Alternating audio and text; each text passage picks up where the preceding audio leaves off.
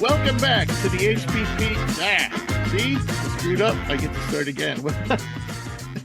Welcome back to HPP, the podcast that covers college basketball and the NBA draft inside and out. I am Rich Harrison. Thank you for joining us again. Today, I am joined by Caleb Slaton and Zach Wilhelm, both new to the shows. So I'm going to let you guys take a minute or two to introduce yourself, what you're doing with this, and in any interesting background pieces you want to share. So go ahead, Zach. I'll let you lead off. Yeah, my name is Zach Wilhelm. I'm currently a master's or graduate student at the University of San Francisco, getting a master's in sport management and just trying to learn as much as I can about how to scout basketball online and the operations of a basketball team. So I got into this as an intern and really learning how to dissect basketball in a new way. And it wouldn't have to be all online since you're at USF and they're going to have a pretty good team this year. You could actually do some in person. Yeah, I mean, unfortunately, I'm at the Orange County campus, but yeah, I'm definitely. Okay. There's a lot of basketball down here, though. So how about a UCLA game? How about a UCLA game? How about you, Caleb? What's up, guys? Super excited to be here. Super excited to be a part of the team. I've written for a few different places about high school basketball, done a little recruiting work, done a little scouting work, covered the Nuggets for a little bit. I'm currently a high school history teacher here in Denver, and spend pretty much as much of the time as I can watching basketball, whether it be the NBA, college, high school, specifically like with a lens looking to college, is kind of where I love. My intro to basketball, man, was like the early 2000s Duke's team. I know Duke gets a lot of hate around here, but some of those early 2000s teams were really where I fell in love with basketball. And so just excited to like jump into basketball season, preview some of these teams. I love some of the freshmen in this incoming class. I think it's particularly interesting, especially in the Pac-12. And so just excited to be here and have some of these conversations. By the way, the last guy who admitted that he was a Dookie, well, actually, he's no longer with us. No, we're not that bad, but that's got to be a bad omen. Well, no, because Jake is a Duke fan as well, but he follows Philadelphia. He loves all the Philadelphia teams too. So, couple connections for both of you. I mean, Zach is going through the same program that Drew Barton went through, and Drew hasn't been with us because he's so busy now, at Menlo College trying to help them convert to D2. Plus, he got a recent promotion as head of basketball operations there. So, but we hope to have Drew back probably after Thanksgiving, at least on a part-time basis. And Caleb has two connections. Caleb works with Cam Reel, and he also knows our boy Clayton Conover, who works for Prep Hoops, and they've bumped into each other while scouting games. So interesting tidbits there. Small world. All right, so before we jump into our Pac-12 preview, which is what this episode's about, we're going to roll an interview I did with Stanford's wing small forward Spencer Jones. I did this interview a few days ago, and we're going to let that interview roll. Our first guest today is wing Spencer Jones, a fifth-year senior at Stanford, a 2023 all Pac-12 selection. Spencer averaged 14.1 points, 4.7 rebounds, 1.2 assists, and 1.2 steals per game, while shooting 43% from the floor, 39% from deep, and 75% from the free throw line. He ranked in the top 10 of the Pac-12 for effective field goal percentage, offensive rating, block percentage, player efficiency rating, and plus minus. Also, with a career 3-point percentage of 39.4, Spencer currently ranks 13th all-time in Pac-12 history. You're also 15th for the most three-pointers in the conference history. So you'll definitely improve upon that number. So how you doing, Spencer? Welcome to the show. Doing great. I'm doing great. How are you? I'm pretty good. It's kind of rushed for me this week. It's as you know, it's media day all over, and So I have interviews all over, and you have interviews all over.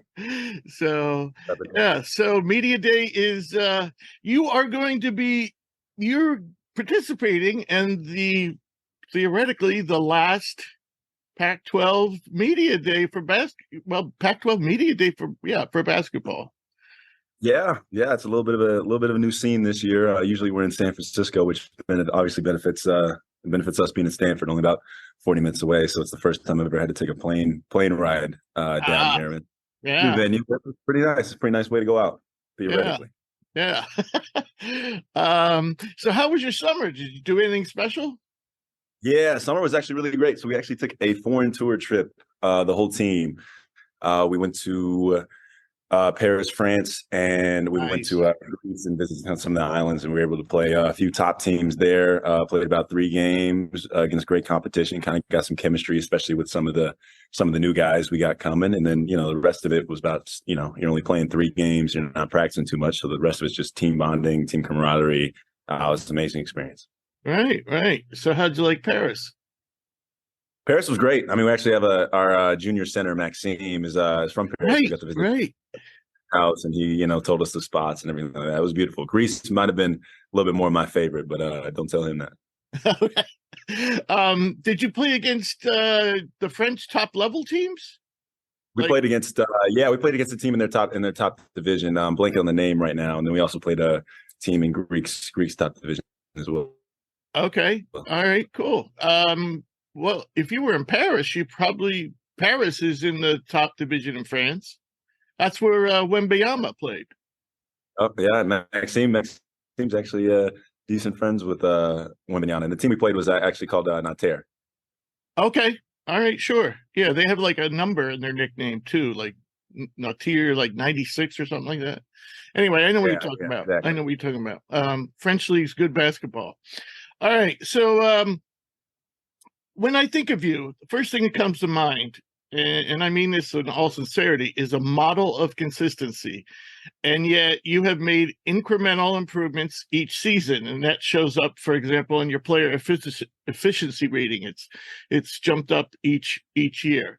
Do you hear consistent a lot, from outsiders or people, or maybe even coaches, teammates? Oh yeah, no, it's certainly a lot. It's something I definitely pride myself on, being consistent, showing up to practice every day, same attitude, same work ethic, and then going to the games. I really look for shots that I know I can make, not trying to force anything, and play within the offense, but also play with confidence. So it's always been something I've really valued, is being consistent, just to know what you're going to get from me every day.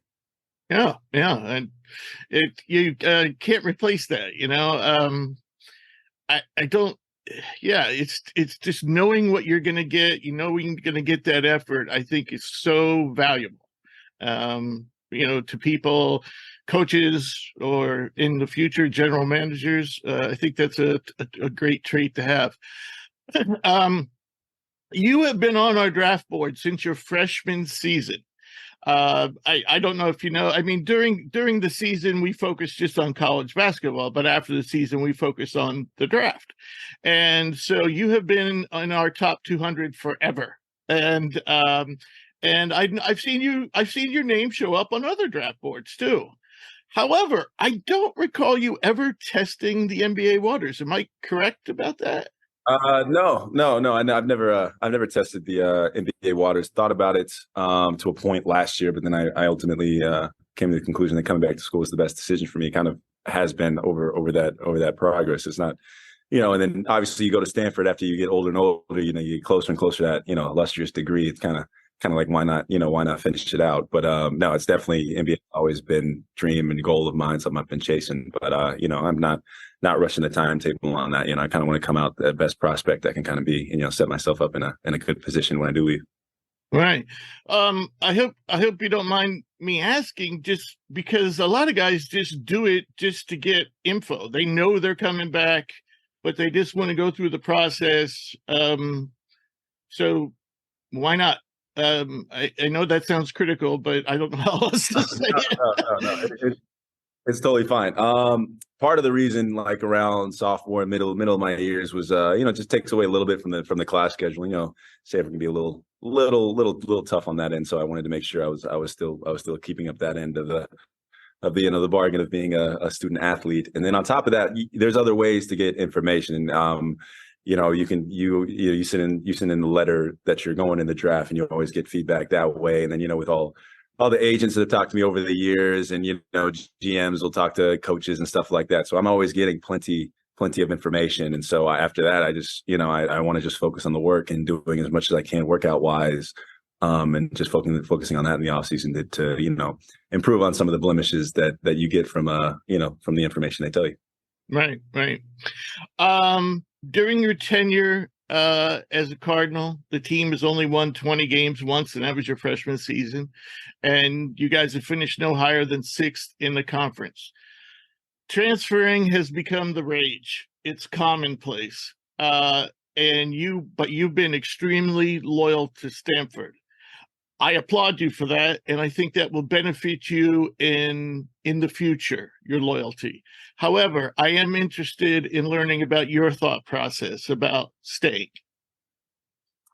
Yeah, I mean, it was definitely different this year, just because I knew I would have been graduating. So you get that education piece. So it alters things maybe a tad, but ultimately it was coming back for another year of college. It was mostly a basketball decision. So I really took basketball into perspective, and it was like there are other places where I was looking at where maybe I could see myself playing well there, but ultimately Stanford felt like the right place. There's no better opportunity, especially after being here 4 years, having trust with Coach. I'm not going to have any better of a role. Like Coach Ass tells me to take just about every shot. Even tells me to take shots that sometimes I may think like, is that the shot I should be taking? He wants me to shoot all the time. So it's like you got a coach that trusts in you. You got a role that can't get any better.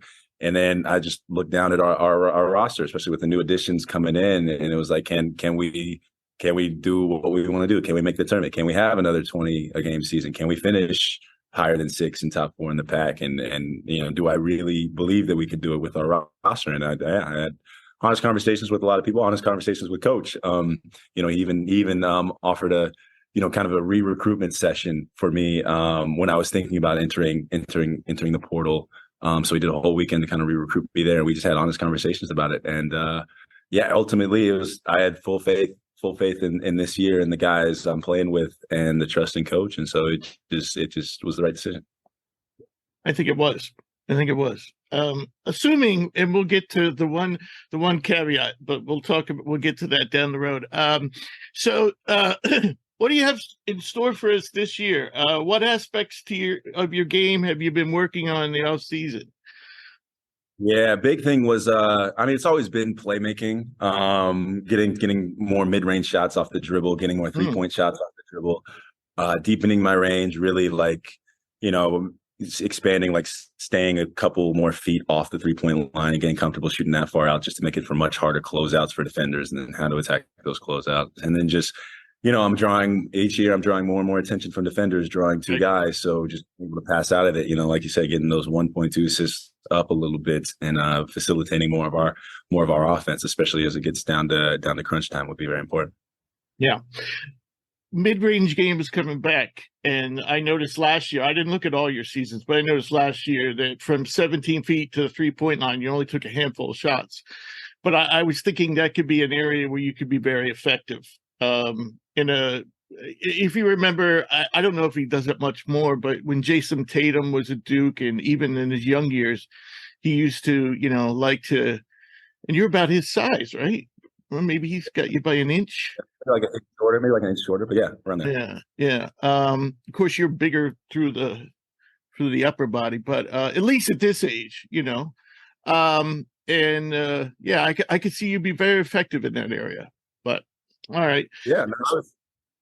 I was just gonna say, I actually I shot a lot of mid range in high school. Actually, I didn't attempt that many threes. I had more of a old school style coach who liked me operating around the mid post, and I was actually pretty good at it.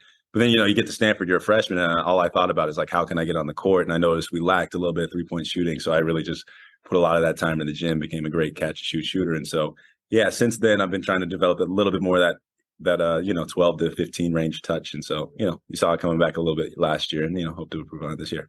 Yeah. Yeah. And it's coming back all over, people are respecting it. LeBron, for example, if you notice late in his career, he's relying a lot on it. So, yeah. All right. So, what aspect of your game? I mean, we know, I said at the top, you're one of the all-time greatest Pac-12, 3-point shooters. But, and I think when most people think of you, they think of that. That's the first thing that comes to mind. So what aspect of your game do you feel is underrated or underutilized? Oh, that's a good question. I always felt my post game's pretty good. Whenever a lot of times, I wouldn't say underappreciated, at least by our coaching staff. They know when we need a bucket, need an easy bucket. I was talking more like media fans, Yeah. I'd say definitely have a post game. That mid range is definitely coming back. It's hard to say underrated when a lot of the sets I come off of, it's really catch and shoot and stuff like that. So this year is actually something, I'll be coming off a lot more ball screens, creating more in that 15-foot range, to showcase a floater, showcase touch there, showcase the mid range, and then showcase some actually really improved passing ability. Just the overall ability to actually dictate an offense with the ball in my hands is kind of was gonna be underrated this year. Okay, cool. So let's talk about the team, and bear with me for a second. I'm going to go through, kind of sum up where you guys are this year for the listeners. So 4 of your 6 guys, including yourself, who played more than 20 minutes per game last season, return. And that doesn't include forward James Keefe, who was limited to 21 games, wing Ryan Agarwal, who was limited to 17 games, and redshirt freshman Jalen Thompson. So right there, that's 7 guys. Then you have proven point guard Jared Bynum joining the mix from Providence, and the freshman class includes 2 very highly rated recruits, and Andrei Stojakovic and Kanan Carlisle. So in your opinion, I know you've been practicing for a little bit. You got to play in the summer. How is this team shaping up? And how does this squad differ from last season's? Yeah. I would definitely say our offense is crazy. It's really good, really efficient. Shooters all over the place. Somewhat similar to last year. I'll say what's different is really Jared Bynum offers a lot from that point guard position. Loved all the point guards we had in the past, but Jared's a little bit older, a little bit wiser, a little bit more of a playmaker, really knows how to, not only read the defense, but kind of manipulate it, get the ball where he wants to go, even when it might not appear there initially, so it's just, it comes with 5 years of experience, and how to control an offense, how to control pace, knowing when to push it, stuff like that. All that intangible stuff is something you really see. And then with the younger guys, it's 2 top 50 recruits. That's a lot of talent. Kanan can be a monster on both ends. He can be absolute microwave on offense, and he can be so athletic. He can be a absolute defensive stopper as well. So he can certainly do it at both ends. And then Andre's, as advertised, like his dad, great shooter, great playmaker. He's can be a tough shot taker, but he's also also makes those shots. So those guys are definitely pieces that can add a spark. Right. You're probably not old enough to. You probably not old enough to see his dad play live, but he was one of my favorites. Not live, but I've seen a lot of film with him in the Kings, the Hornets. I've definitely watched. He sweet shooter is just. It was pure. Loved to watch him play. So I'm going to put you on the spot with this one. Which teammates, and you got a lot of new pieces. You got a couple of guys that didn't play a lot last season. You got, at least 3 significant new guys. What teammates have impressed you the most so far in the off season? Just everything I've said about Jared has. We've created a lot of a lot of chemistry, especially in that foreign tour. He knows to look for me. He knows how to kind of, like I said, manipulate that defense to get me open. Like I said, Kanan's athleticism is off the charts. Ryan's certainly been improving. That shot's always going to be there, but he's kind of learning how to set up defenders, to get more open shots as they're scouting him. And then JT's embracing the defensive role on that end, and that's going to be a real key piece for us. And then all of us older guys, Brandon's becoming more of a playmaker out of the mid posts, and kind of getting a few moves under his belt that I'm excited for him to show off. And then all the old guys, I mean, we're like I said, like me, they try to be consistent and stable, and so we're ready to lead the bunch and take them to where we want to be. You're a 23-year-old OG. 22, not 23 yet. Oh, okay. Not yet. Yeah. So is Jared 23 or 24? I know he's close to 24. Yeah, the oldest, I think he's 24, and I think Mike Jones might be 23, 24 as well. So okay. Yeah. All right. So here was the caveat I was talking about, and this would I think you deserve this. And that would be, and I think it goes without saying, you'd love to end your career with an NCAA tournament appearance. And I think, that would justify, everything. So can this team make it? And if so, what specifically gives you the confidence to say, yes, we can make it? Yeah, absolutely. I think this team will make it. I wouldn't have come back if I didn't think so. Like I said, it's been a dream of mine to go to the NCAA tournament, and to not achieve it 4 years when you think you could have, so if I came back and didn't think that was a possibility, I wouldn't be sitting here in a Stanford uniform. Why? I think we can do it. Like I said, we had an explosive offense last year. But there were still some things, even from my sense of a leadership perspective, we still didn't have that stability, even that consistency that I rave about and try to strive for. We still didn't quite have that. So having Jared at that point guard position is huge for that. As well as that, we had some defensive liabilities, and we have guys who've really picked it up. Maxime, who I should have mentioned earlier, has made big strides in that as a big man, being 7 foot, being that presence in the paint. And then along with that, you got guys like Kanan, and JT, and other guys who have been embracing that end. So that's definitely something. And Coach has being a defensive guy, he's gonna try to bring that out of you. So the offense will always be there. I mean, the offense will put up points. We got shooters all over the place. We got guys who can make plays. It's that defense is really going to define our season. Can we get stops when we need to? And I have utmost confidence that we can definitely be a top defensive team. Alrighty. Well, I hope so. You deserve it. So I got one last question for you. You're a double major, correct? I'm not a double major. No. Oh, that's one major? So it was management, science, and engineering is one major? Yes. So yes, it's management science. That's like basically this combined segment, like the science of management and engineering. So that's all one major. Stanford likes all these kind of like interdisciplinary majors with these big names. So yeah, interesting. I just assumed it was a double major, but all right. Sometimes it's like a double major. All right, so interesting. After your basketball career is over, which could be years from now, but what would you like to do? Yeah, that was also another thing coming back. I lightened the school load so I could focus a little bit on that, just network a little bit more with some of the alumni and everybody I built relationships with, and then to also have the opportunity to take an internship this summer, just because I'm not really taking a lot of class. So I ended up so what I'm thinking about doing is going to like healthcare management. I worked with a healthcare AI startup that was close to campus called Metaloop, and that was a fun experience for the summer. So it was nice to kind of get that part of my life kind of figured out a little bit, or at least kind of see a way after basketball, even though I plan on playing the game for definitely 7 more years.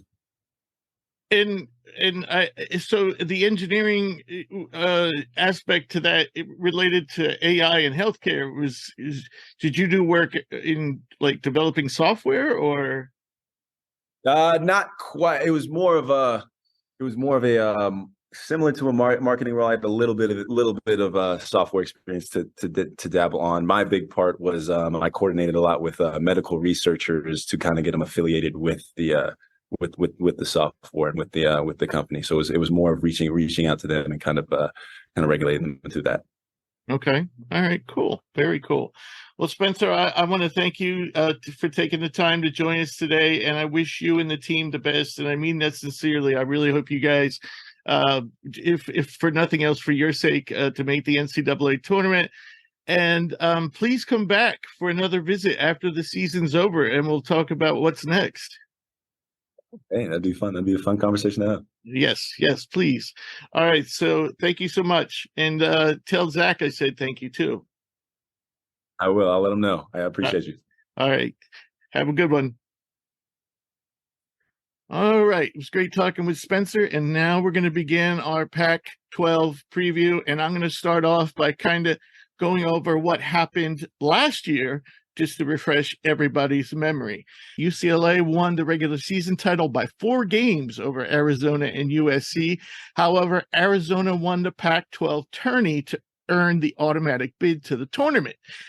In addition to Arizona, which went into the NCAA as a 2 seed, UCLA, USC, and Arizona State made the big dance, all as at-large teams. UCLA was a 2 seed, USC was a 10, Arizona State was 11, and had to win the first 4 game against Nevada to actually get to the first round. Despite some injury issues, UCLA was the only team to make it past the first round, losing to Gonzaga in the Sweet 16 in a close game, 79-76. Arizona suffered another disappointing early round upset, losing to Princeton in the first round, and Arizona State also went down in the first round, and USC did too in a close game to Michigan State.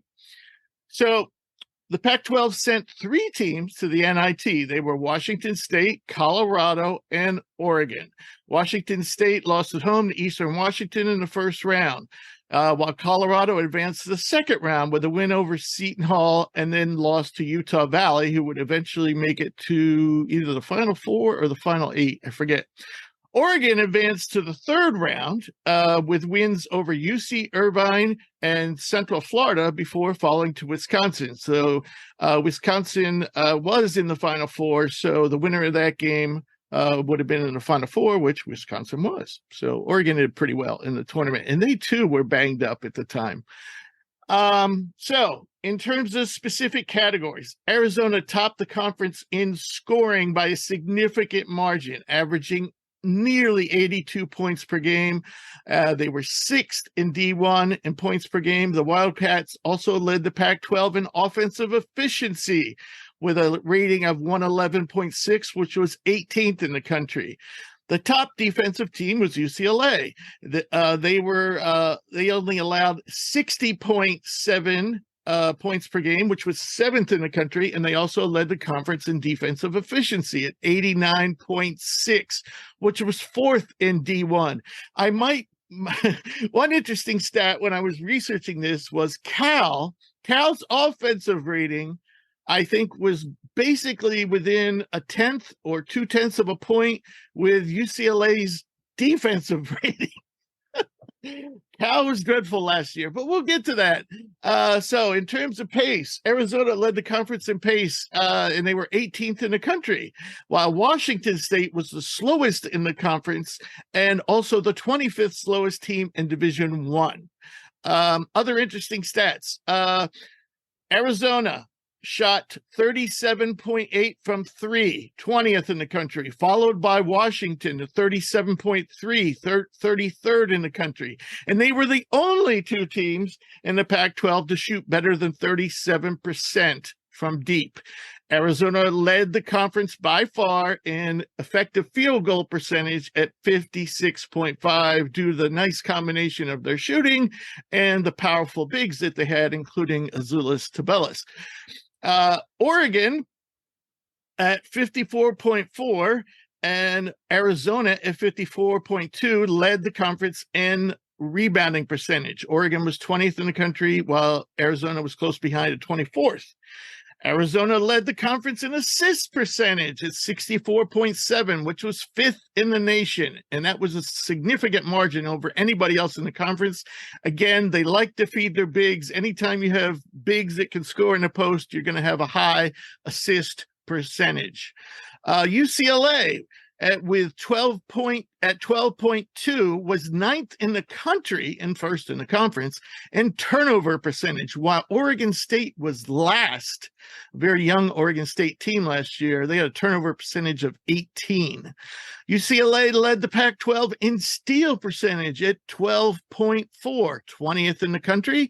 USC led the conference in 13.5 block percentage, which was 16th in the country. They were one of 4 teams to have a block percentage greater than 13.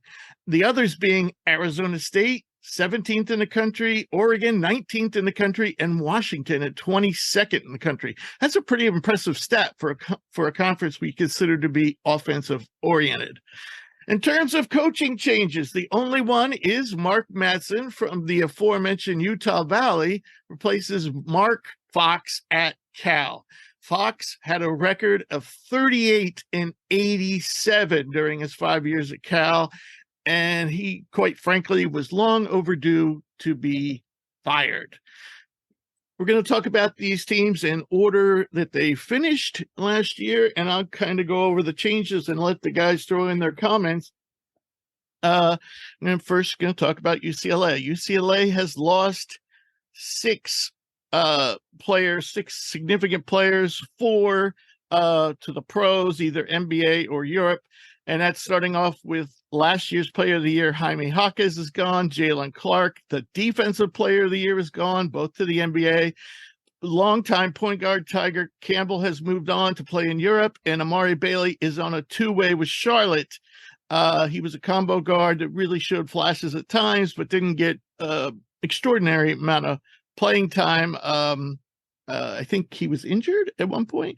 Also gone is David Singleton, sharpshooter, and Mac NTN, who was really their 3rd string center. He moved on to DePaul. Coming back is Adem Bona. He led the conference last year, he is the leading returner in the conference for defensive rating at 89.8. Also, Dylan Andrews, the speedy combo guard, didn't see a lot of playing last year. Willie McClendon, another combo guard, comes back. He hasn't played a lot over the last 2 seasons because of injuries, and he didn't really look 100% last year. And also a backup center from last year, Kenny Wuba, returns as well. Now, what's interesting about this UCLA team, and bear with me because they have a bunch of guys from foreign countries coming in, and that is led by freshman Ade Mara, a Spaniard, 7'3", 240 pounds. And then we have Burke, and Burke's name is not easy to pronounce. In fact, when I was watching him play in some games, everyone just referred to him as Burke. But his last name is Buyukutun Gel. Buyukutun Gel. I think I'm saying that right, and I can't put it all together. Anyone want to give that a shot? I think it's Buyukutun Gel. Yeah, Buyukutun Gel, exactly. So, and Burke is a forward. He's a lefty. He played professionally in Turkey. He got a lot of minutes actually last year in Turkey's top division. By the way, Mara also got some significant playing time with Zaragoza in the Spanish ABC. The next player is Jan Vide, I think it is, and Jan is a combo guard from Slovenia who's been playing with Real Madrid's under-18 team. He's a combo guard. You could see the Luka Doncic influence when you watch him play, and he's going to be a fun player to watch. They also have Sebastian Mack coming in at shooting guard. He's the number 55 rated recruit on the composite rankings. They also have from France, Ilan Fible, and he is 123 on the composite rankings for freshmen. I would say that Ilan, you have to be careful, because the one thing our recruiting rankings in this country fail to do very well is scout guys who have played professional ball before they came to the United States, and or guys that play at the NBA academies. Our scouts for our recruiting services just usually don't get a good look at those guys. And a lot of times they either overrate them greatly or underrate them, but I'd say they do more of the underrating than they do the overrating. Some other high recruits UCLA brings in is 2 forwards, Devin Williams and Brandon Williams. Are both top 100 4-star recruits. And lastly, they bring in shooting wing Lazar Stefanich from Utah. Good shooter, not a great defender, but he definitely can give you a spark in the shooting department, and this team may need that. So I'm going to let you guys. What do you think about this UCLA team? I know there's a lot, coming in, and a lot of these guys are coming in from foreign countries. Is this UCLA team have a chance to be as good as they were last year, a Sweet 16 team? Zach? I think they do if these players can come in and gel as a team, because they definitely have the talent and the size. It seems like Coach Cronin definitely wants to take a defensive approach. He's talked about Bona as a defensive player, and also, some other defensive players that he has on there. But with the loss of Jalen Clark, obviously that's going to be tough. Burke and Ade Mara, like you were talking about, will probably fight to get minutes with each other, I think, as freshmen. But I think if they can step up coming into the NCAA and bringing their talents, that they could definitely have a chance. And I always like Cronin as a coach. So yeah. You know that this team's going to be tough and play good defense. He wouldn't, that's why the one, interesting transfer they brought in is not really a defensive guy, in Stefanovic, and he's really a shooter. But, when you look at all these guys, most of these guys aren't really known as shooters. I can't speak about Sebastian Mack, who might get some significant playing time. Yeah, I don't know if he's a shooter. I haven't seen him play. I have seen all the Europeans play. And I would say Burke is definitely, even though he's kind of a small forward, power forward, is probably the best shooter out of the European group right now. What do you think, Caleb? I'm pretty excited about this team. I definitely think they'll struggle to score, especially early in the season. It's just a lot of moving pieces. It's a lot of new guys. But I love Coach Cronin, love his defense. I think Burke and Vide are kind of going to be the X factors. I would agree. I think Burke is probably the best shooter of the bunch. And I think Vide has potential to be a good ball handler for them. A sneaky decision I think Cronin's going to have to make, and I'm curious what you guys think about this, is especially once we start to get into the middle of conference play and into the NCAA tournament, who is he going to put at the 5 when it comes down to the end of the games? Is it going to be the more defensive-oriented Bona? Or I think it's kind of a hot take maybe, but like Ade Mara is such a good passer, and he's so flexible on the defensive end. Who's he going to kind of go with there? Like Bona's the guy coming back. Bona's such a lockdown defender, and Mara's a little newer, a little raw maybe.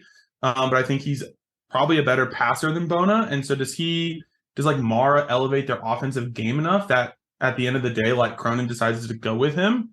I think that could be kind of an interesting switch that gets flipped for UCLA at some point during the season. Kind of a nice problem to have, though. To have a guy who, like Bona, who's very athletic, can guard multiple positions, and then you have Mara, who looks like he could be another Zach Edey. I wouldn't mind having that problem myself. So I want to give a little shout out to Alex Tamiros, the SID for UCLA basketball.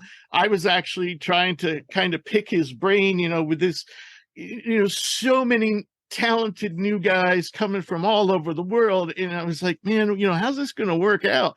in terms of rotation and starting lineup, and he didn't give me any definitive things except for that Matt Cronin is considering playing two bigs together. And now, Bona, who is, by the way, I don't think I mentioned, but he was a freshman of the year last year, and he has a chance to be defensive player of the year in this conference, not just because he can block shots, but he also can defend on the perimeter. So you put him out there with the 7'3" guy, that's going to be pretty tough, assuming Bona can, hang on the perimeter. So that's another solution that they could go with this lineup. But what I'm thinking is that Bona starts, Burke, goodness, I'm just going to go with Burke the whole season. And Burke is going to play the one forward spot. I think Dylan Andrews starts, and he, by the way, was a top 50 freshman last year, and this guy has got speed to burn. Then I think the other guard spot is either going to be Vide or Mac, both freshmen. And then I think maybe another freshman starts at the they could go with a lot of options for that fifth starting spot. But I think you're going to see Bona, Burke, Andrews, and then Vide and Mac, or maybe both Vide and Mac. One thing I want to say about Burke and Vide, Burke was really impressed. Both of them played in the under-19 World Cup this year. Vide, like I said, he's kind of, I don't want to call him a Luka clone, but you could tell he idolizes Luka. He's got the step back, a great passer, fun passer, will make passes you just don't expect. And Burke, too, for a 6'9" guy who I'm sure started off probably, a lot of times ends up getting penciled into the power forward spot. But really, he can definitely play on the wing with a really pretty shooting stroke.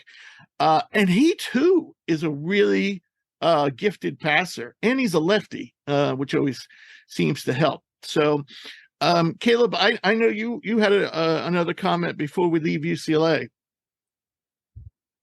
Yeah, I was just going to say I think Stefanovic could be a pretty interesting X factor off the bench.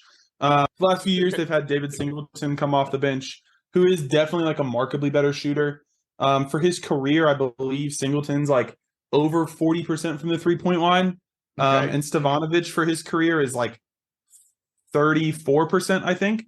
Okay. And so I'm really curious, like as an older player coming into this system, coming onto this team, can Cronin's offense manufacture him threes in a space and in a place where he can take that percentage and like jump it up a couple of percentage points and become like a real value add and kind of an offensive spark off the bench in maybe a way that Singleton has been able to in the last couple of years. Yeah. And I really think, the bigs on this team, really don't offer a ton of shooting, at least the ones we're projecting to get most of the minutes, except for Burke. And even the guards aren't, like I said, I haven't seen Sebastian Mack play, so I can't really comment yet on his shooting. But I know Vide, the one part of Vide's game that's not smooth is his shot. He's pretty good with a pull-up, and he's excellent with floaters, and he's very, he's amazing, some of the floaters he makes. And I was impressed with his pull-up game. So, but he really does like to attack the basket, and he just doesn't, when he does a catch and shoot, he doesn't get the ball off quickly, and he's got a lot of motion in his hips. And usually when a guy has a lot of motion in his hips, it means he's not a great shooter. But, all these European guys coming in are 18 years old. So they have a lot of room to growth. And the thing I worry in terms of NBA, the thing I worry the least about at this age is shooting. So, that's the one thing I think can really come along. It's hard to jump higher. It's hard to be, have better lateral movement and all that stuff. I think it's even somewhat more difficult to become a better dribbler or have a better feel for the game, though all those things can somewhat improve. But I think shooting is the one thing you really can improve dramatically, between 18 and 25 years old. So, all right. Any other comments about UCLA?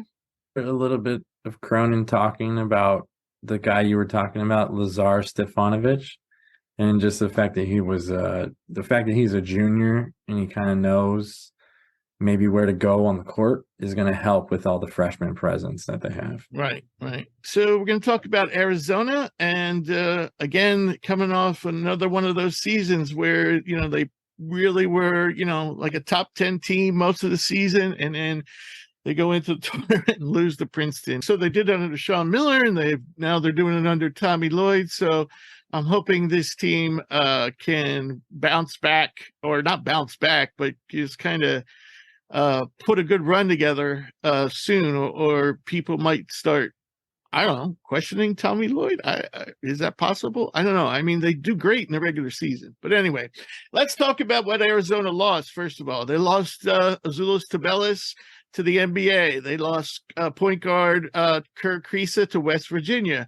Courtney Ramey is now in the pros. Cedric Henderson now in the pros. And Adama Ball, a player who didn't get a ton of playing time, but I think has a lot of potential, has moved on to Santa Clara, where I said when we previewed that conference that he could be a first conference type player. But yeah, we shall see. And he moved on to the West Coast Conference, where Santa Clara plays.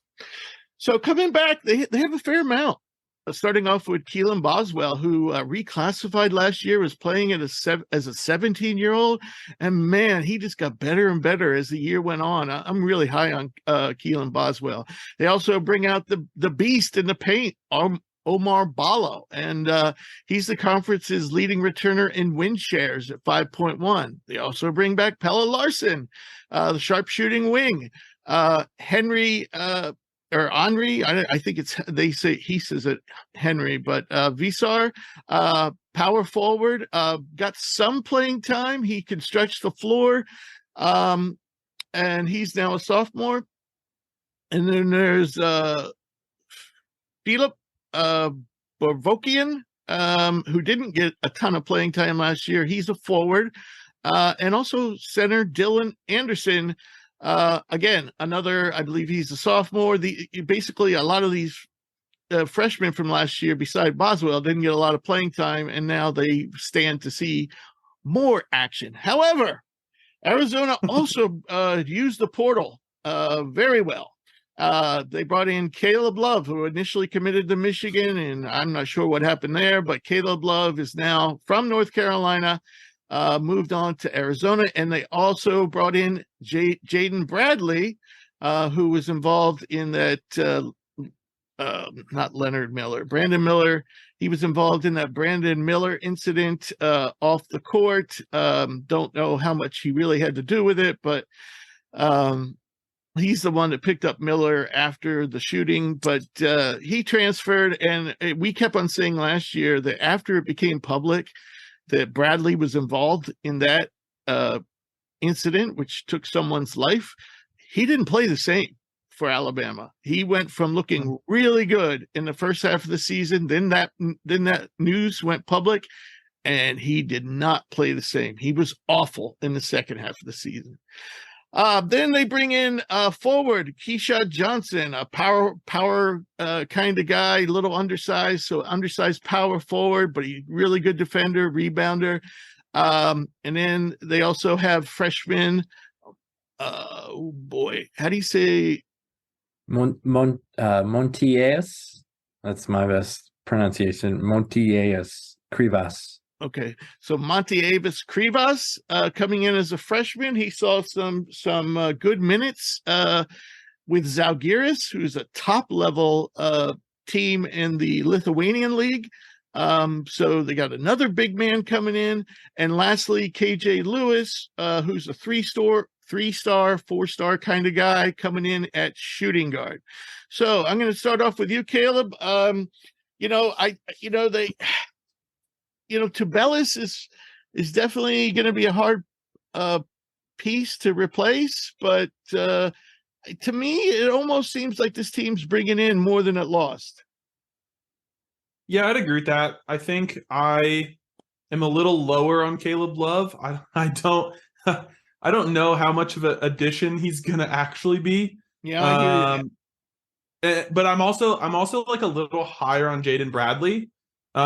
It's interesting you noted kind of his change in the season, kind of after that incident happened. And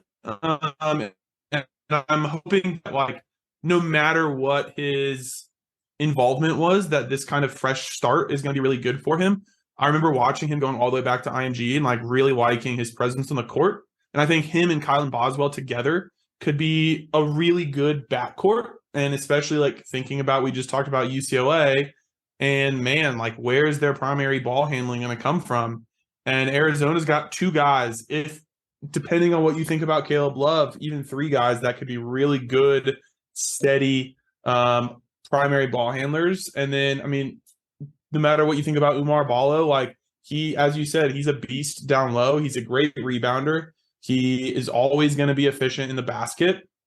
And I think with that group of guys, and then Keyshawn Johnson kind of being this multi-positional defensive wing, I think they're going to be playing pretty fast, being able to get up and down, pressuring people on defense. I even think like KJ Lewis could be an X factor. He didn't shoot a ton in high school, but he was in the high 30s in high school in his 3-point shooting percentage, and is like a low 80% free throw shooter. And so I think like he also could be a pretty good X factor as like an energy guy off the bench, coming in against some second units that I think could be really good. So I think they've got a lot of good pieces to play with this year. All right. What are your thoughts, Zach? Yeah, kind of just talking about what he was just talking about. Caleb was just saying about KJ Lewis. I think that he has a chance to be impactful just with his powerful style play. He's physical, and he's really good in the open floor. So if he can get these big guys running and maybe make some plays that way, he can find some minutes. And then Krivas, I read he was the top defender and basically one of the leaders in efficiency and free throw attempts. So if they can get him to be aggressive, just in the time that he's in, I think that could definitely be a help. Yeah. And it's certainly nice to have another 7-footer. I think they have 3. I think Anderson is also 7 feet or close to it. So, and Vassar is big too. The difference is with all the other guys is Vassar can shoot. One thing I'm going to say about Caleb Love, and we've talked about Caleb Love so much on this show. Should probably rename it the Caleb Love Show.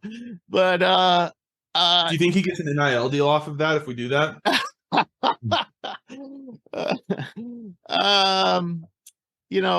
One thing I will say, the guy shot selection horrible, but we found out, after the season, RJ Davis and he had a running feud.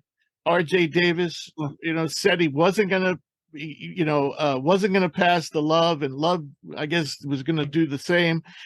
And so maybe we saw some of those crazy shots coming from Love because he figured, well, if Davis doesn't feed me the ball, this is the only way I'm going to get any shots. Now, the other thing I'm going to say is if you follow North Carolina closely, Hubert Davis to me has gotten away from the Roy Williams, one of the best things about North Carolina, and that was running. So much of North Carolina's offense seems the last 2 years has come, half court and not a lot of running. And Caleb Love, really functions the best in the open court. He does have the moves. He does have the ability to create the shot. It's just, he needs to learn to be a better team player. And so hopefully maybe the new environment where people don't hate him, might help, because Bosley and Bradley are both, very willing to share the ball. And so, Larson too, I think is key to this team. He can be deadly shooter, but he was kind of off last year. I think he ended up starting, and then toward the end of the season, he was coming off the bench. I think he needs to regain his touch. Somebody has to, because I think any of those guards, especially Bradley, you can't count on to knock down a shot. So you're going to need Larson to be consistently making threes, and hopefully Love can improve in that department too. I think the potential's there, as long as he's not taking like NBA like hero shots and just catch the ball and shoot, and then I think, they'll have two shooters on this team, maybe even Visar, stretching the floor. Something that Tabellis I thought could do, and he actually showed a lot of as a freshman, but as his career moved on, he got away from. But the one thing about Tommy Lloyd's team is this team's going to run, okay? And they have the horses to do it. So, yeah. And, of course, Ballo, you can count on 15 and 10 every night, We can kind of pencil in Omar Ballo, Keyshawn Johnson, Boswell, and Caleb Love. Do you think he goes big or small with that fifth spot and leans towards like somebody like Fasir and Larson, maybe a little bigger, or goes with a little bit more playmaking and ball handling with somebody like Jimmy Bradley? Yeah. It all depends on what he wants to do with Larson. 2 years now, he's been playing, even though Larson's probably both of the last 2 years has probably been the fifth best player on this team. He often likes to bring him off the bench. So I think then it's Visar. Just because they're going to need some pop, from the shooting department. And I love Jaden Bradley. When Alabama beat Houston last year, he was the guy. And I don't know if you remember that game, but they were getting crushed by Houston. And Bradley, just kept on attacking and attacking and attacking. He was so fearless attacking the rim as a freshman, and he was getting, Houston's a physical team, and they were just, bouncing him around, and he just kept on getting up, and he really spurred the rally to bring Alabama back in that game. And I was like moving him up my draft board, and I was like, oh my God, I can't wait to see this kid, knock down shots consistently. He could be a star. But everything blew up after, that. I don't know if you can say that. What's that? I don't know if you can say everything blew up after somebody got shot. Well, fell apart. No, we talked about that a lot, and I it seems like he definitely was on the peripheral of that whole thing. There were some questions how he got involved at all, but I think he may have. This is a guess, but my guess is he just wants to put that ugliness behind, and he couldn't do that at Alabama. I hope so. Yeah. All right, Zach, what do you think? You think he goes big or small? I'd say he probably goes small, just knowing that he wants to run. Yeah. Basically, you have 6 guys that are solid, proven, even very good players that are returning in Boswell, Ballo, Love, Bradley, Larson, and the transfer Keyshawn Johnson. And then, like UCLA, they have a lot of incoming talent or talent that wasn't used, like, guys who didn't play much as a freshman last year, that can rival UCLA's incoming class. And many of these guys are European.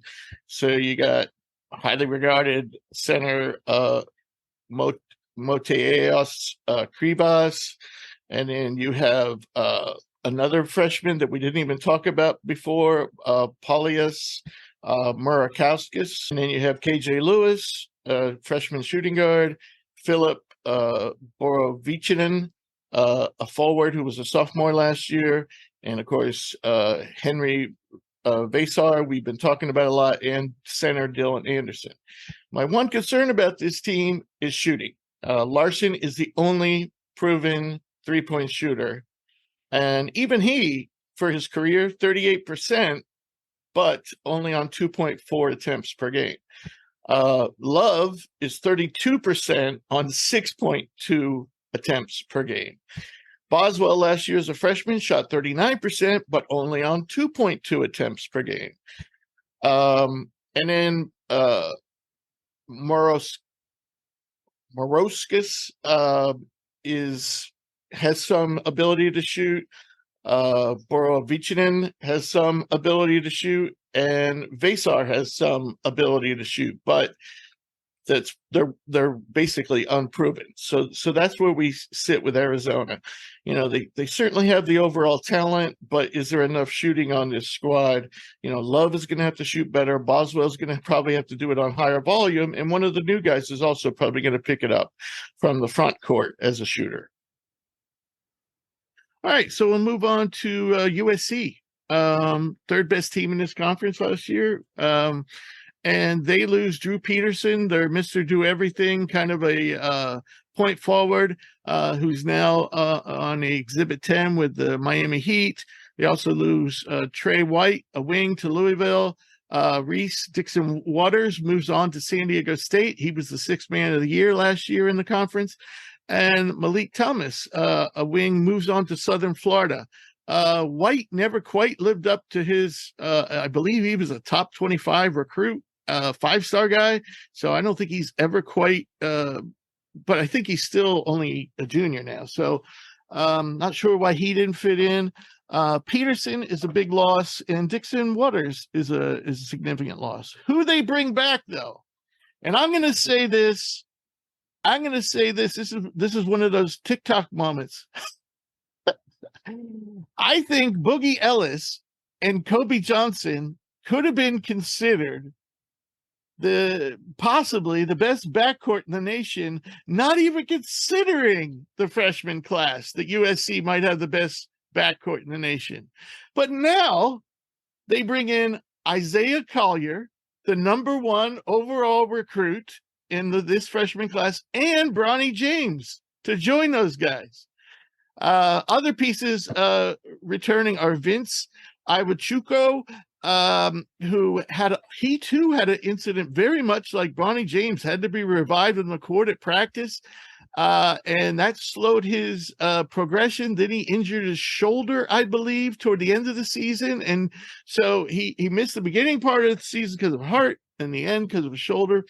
And but he too, top 25 guy, 5-star guy, got all the talent in the world to be, a potential NBA player for sure.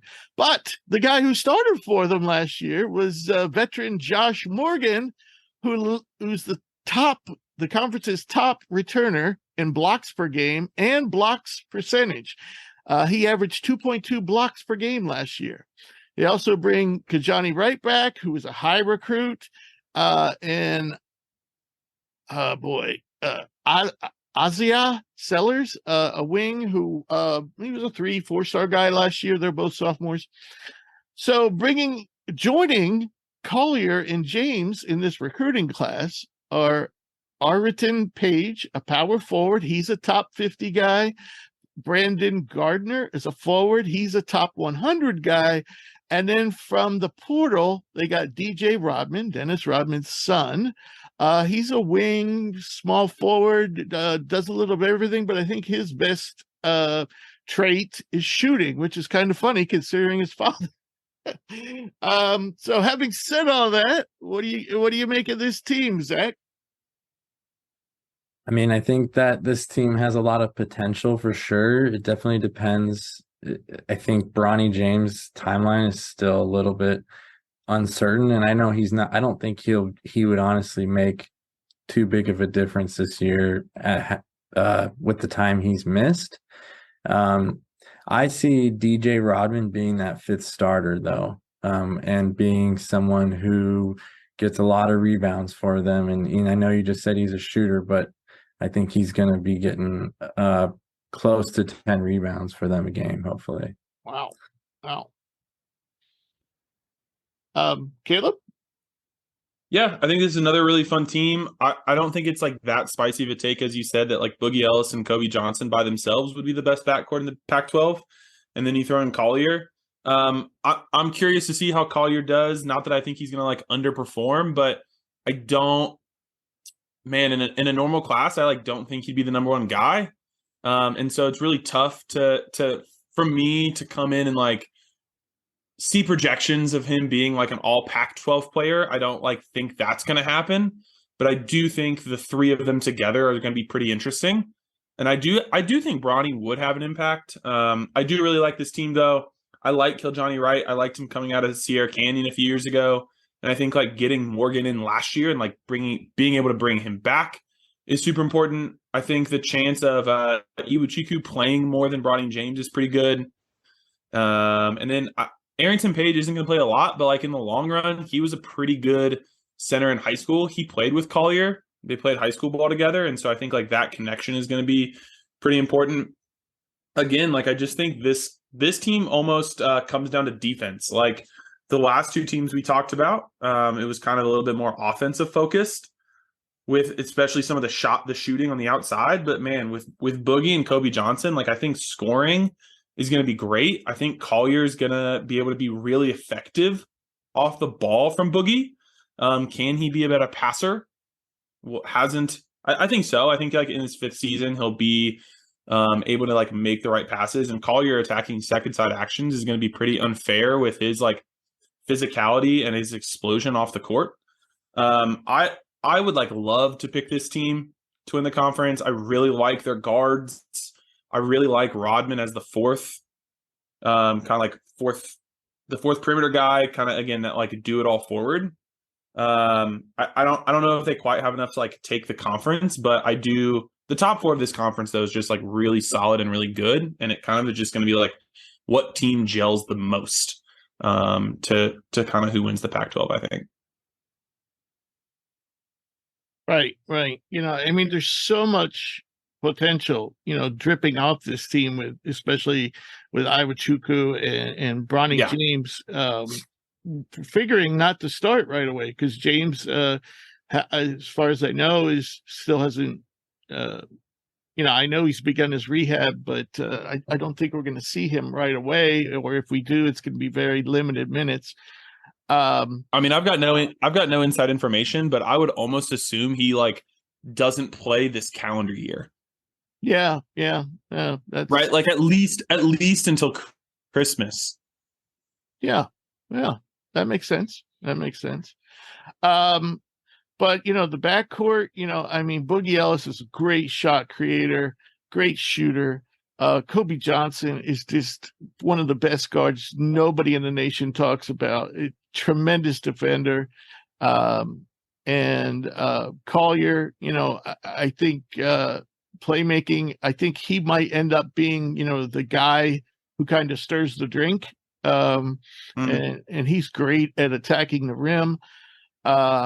So yeah, I mean, this team has a lot. You know, a couple stats I didn't mention, by the way. You know, Boogie Ellis, leading returner in this conference for three-pointers made, 83, shot 39% from deep last year. Johnson is the leading returner in steals per game and steal percentage at 2.2 steals per game. And I mentioned Morgan is the leading returner in shot blocking. Andy Enfield, you know, we know he's a defensive-oriented coach, so that's going to be interesting. But he's already got some great defenders. But I'm just curious about the new guys, if they're going to buy in. But yeah, I mean, I think if everything falls right for this team, I mean, I don't think Final Four is out of the question.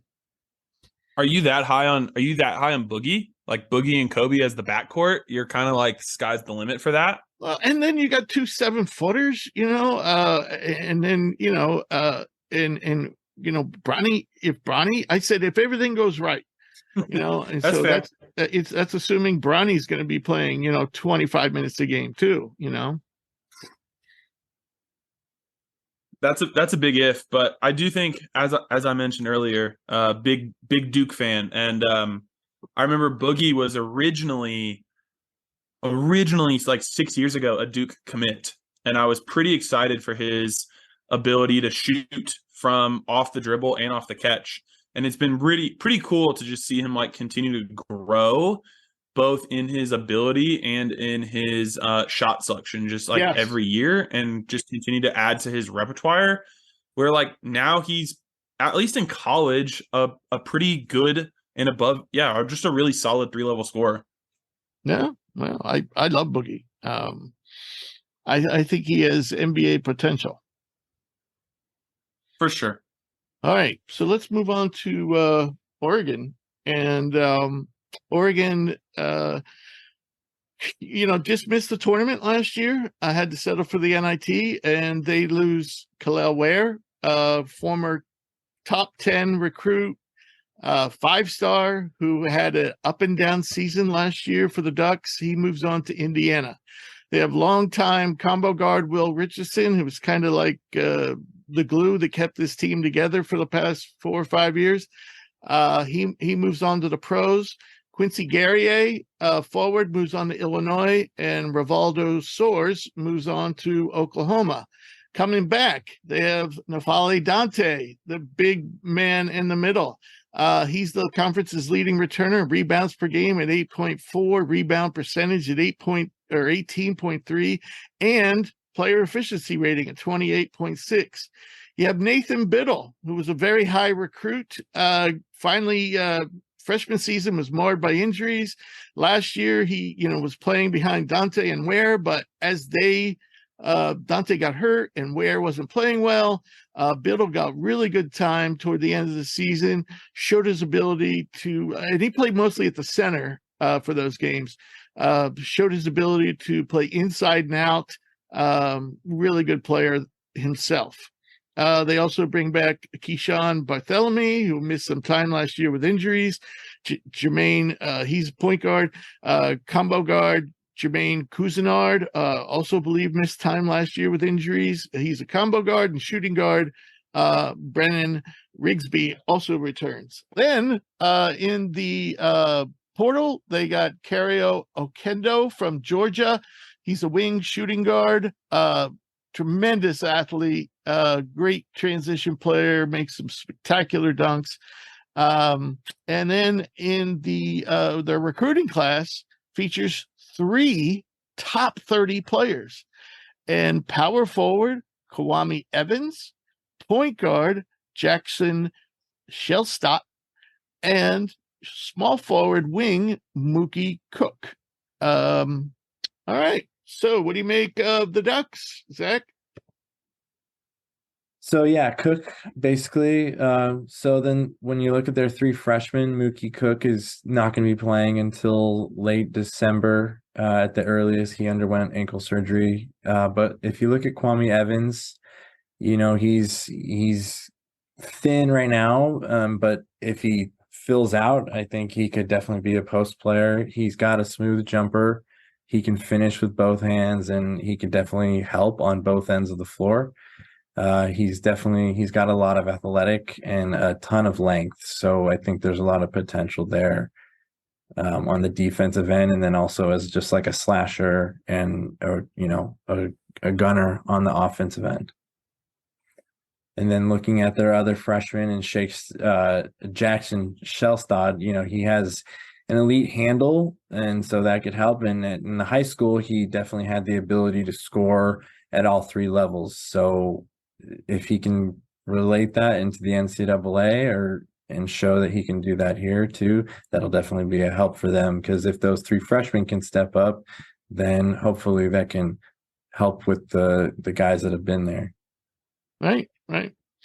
Caleb, what do you make of this Oregon squad? Maybe this is like a foretaste of like what's to come later if we actually get down to kind of brass tacks and talk about who do we think going to win. But for me, Oregon is kind of like my sneaky pick.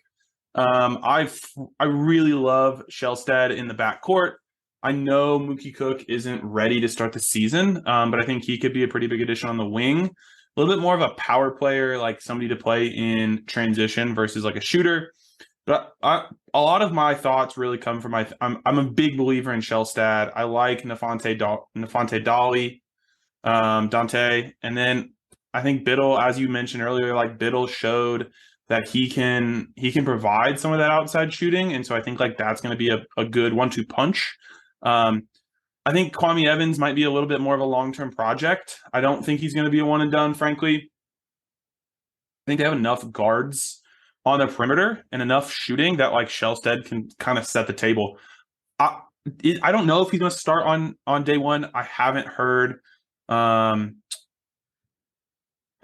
if Altman's like commented on that, but I think he like long term as we go down the season is probably going to take that starting role. And like to me, that's not even a question. I'm not like terribly concerned. I think that's where he's going to end up, and I think he can do a really good job setting the table. And I think clearing out the minutes in the front court for both Biddle and Dante is going to make that rotation a little bit more smoother than having Khalil Whale back there and having kind of all three. So I like really like this Ducks team coming in. I really like their freshman class. I know there's not an immediate like need, but I do think this particular freshman class can set the table and really take them up another tier. Maybe in a way that like another, I know UCLA has the internationals, but really take this kind of group up another tier. I'm super intrigued by them. Yeah, I kind of think that, Evans, top 15 recruit, 5-star guy. So I actually think he's kind of the key to this team this season, in the sense that I don't think the guards or the wings are big enough to play four of them together. Cook maybe, but Sure. we're probably not going to see him till January. So I don't know if you can start Dante and Biddle together. You can on the offensive end because Biddle can shoot. But what about the defensive They both, end? one of them's not going to be able to guard on the perimeter, right? effectively. They're both 7-footers, and Dante is a big man. I mean, he's like an in shape Kofi Coburn, and so Biddle is also a 7-footer. So that's why I think you're going to have to see Evans, play some at the 4. And, I think that's, defensively, that's going to be necessary they're going to need somebody to grab rebounds beside Dante and Biddle. They're going to need somebody to, they're going to need size along with all these other, littler guys. Yep. I'm assuming, especially once we get into the NCAA tournament, the 5 will be either Dante or Biddle. Probably Dante, just because I think he's been. Oh yeah, he's been there a little longer, and then I think you're gonna end up seeing Evans and Cook on the wing, Shellstead at the guard. Like I think by the time we get to the tournament, you could legitimately see the 3 freshmen starting, and then it's like which one of the returning guards kind of gives them enough two-way versatility to like plug into that starting 5. Right. Yeah, and the problem with what's been the problem with Bartholomew and Cousinard in the past is their shooting. They're kind of like I don't know what Bartholomew shot last year, but I have them in my mind. They're like 33% 3-point shooters. Yeah, so Bartholomew's a 34 for his career. And Cousinard I think is probably about the same. So let's move on to Arizona State. They snuck into the tournament, into the first 4. Last year, they lose Desmond Cambridge, shooting guard, to the pros. DJ Horn, their combo guard, moved on to NC State. Warren Washington, great shot blocker, moved on to Texas Tech. Devin Cambridge, a wing, Desmond's brother, still has one more year. He moved on to Texas Tech as well. And Austin Nunez, a point guard, who is only a sophomore now, didn't get a ton of playing time last year, moves on to Ole Miss. Marcus Bagley, Marvin's brother, who didn't see a ton of time, moves on to the pros. Last time I heard, I think he was on a Exhibit 10 with the Sixers. Luther Muhammad moved on, a great defender, former Ohio State player, moved on to graduated. Devin Brennan, backup center, moved on to Grand Canyon. And Enoch Bouquet, I think that's how you say it. He was a high recruit, I think top 25 recruit, who didn't seem to click with Bobby Hurley, which many of his players seem to be, and he moved on to Fresno State. And so, I don't think Bobby Hurley is the easiest guy to go along. And when you look at all these defections, this is like a team that was going through a coaching change. What's left is Frankie Collins. He's the leading returner in the conference for assist percentage at 30.6. Alonzo Gaffney, another Ohio State transfer. He's never really lived up to his potential. And Jemiah Neal, a wing. Not much left. Incoming, of course, there's a bunch of players incoming. And to top the list is Adam Miller, shooting guard from LSU, had a fine season as a freshman at Illinois, had a dreadful season last year at LSU, which he's not the only player to have a dreadful season last year at LSU. They also bring in Sean Phillips from LSU, 4-star guy, didn't play a ton at LSU. Kamari Lands comes in. I believe Kamari's a sophomore. He didn't see a lot of playing time at Louisville. I think he's a top 50 guy coming into Louisville. So they also bring in some guys who got some significant playing time and could be solid contributors. I don't expect any of these guys to be stars, but that would be Zayd Mix, a center from USF. Bryant, I'm not sure how you say Bryant's name. Not sure. Bryant Selim. So, Bryant, you're now officially Bryant. Bang. Yeah, Bang. I don't know if that's what I was going to say, but he's a power forward for Tulsa. I have seen him play. Not a lot of offense, but he's a rebounder, shot blocking type of guy. Bryson Long, a shooting guard, comes in from Houston Christian. Jose Perez just joined the team after all kinds of weird things going on in Arizona with him. Not so much necessarily his fault, but I thought I heard he was dismissed from West Virginia, which is so odd. I mean, his story we've documented a couple times on the show. But yeah, Jose Perez, combo guard, joins from West Virginia. Malachi Davis joins from Tallahassee Community College. Pretty good JUCO player. And then, of course, in terms of recruits, they have Akia Watson, a power forward, and Braylon Green, a shooting guard.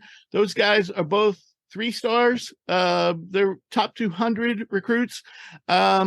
So Miller, I don't know if I finished my thought with him, but he has yet to receive a transfer waiver from the NCAA. So their most prized incoming guy may not be eligible to play this season. So Zach, have any thoughts on this Arizona State team, which is basically overturning the roster? Yeah, I always think it's difficult when you are doing that, overturning your roster. I think that was 9 players you mentioned that Bobby Hurley had to fill, and that's a lot. But I do like Bobby Hurley as a coach, and I think that he has the kind of grit and mentality to get them to play well together. I think it depends on if they can mesh and, kind of run what he's telling, run how he tells them, and get to playing the way that they can play. Yeah. It's just so many pieces to put together, and Perez just joining the team this week on top of it all. Caleb, what are your thoughts?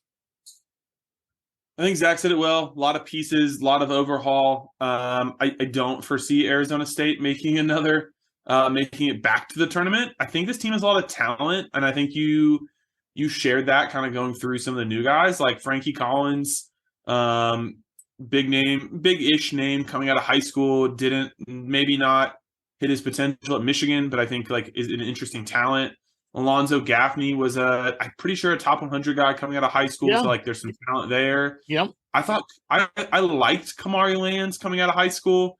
I think he could be interesting. I mean, and all of it again coming back to Adam Miller is kind of looming over. I think without a doubt he has the talent to be the top scorer on the team and to kind of be the guy that everybody else orbits around. But like if he's not there, I don't know who's going to be the leading scorer. I think Perez could be interesting just as like a senior, as an upperclassman.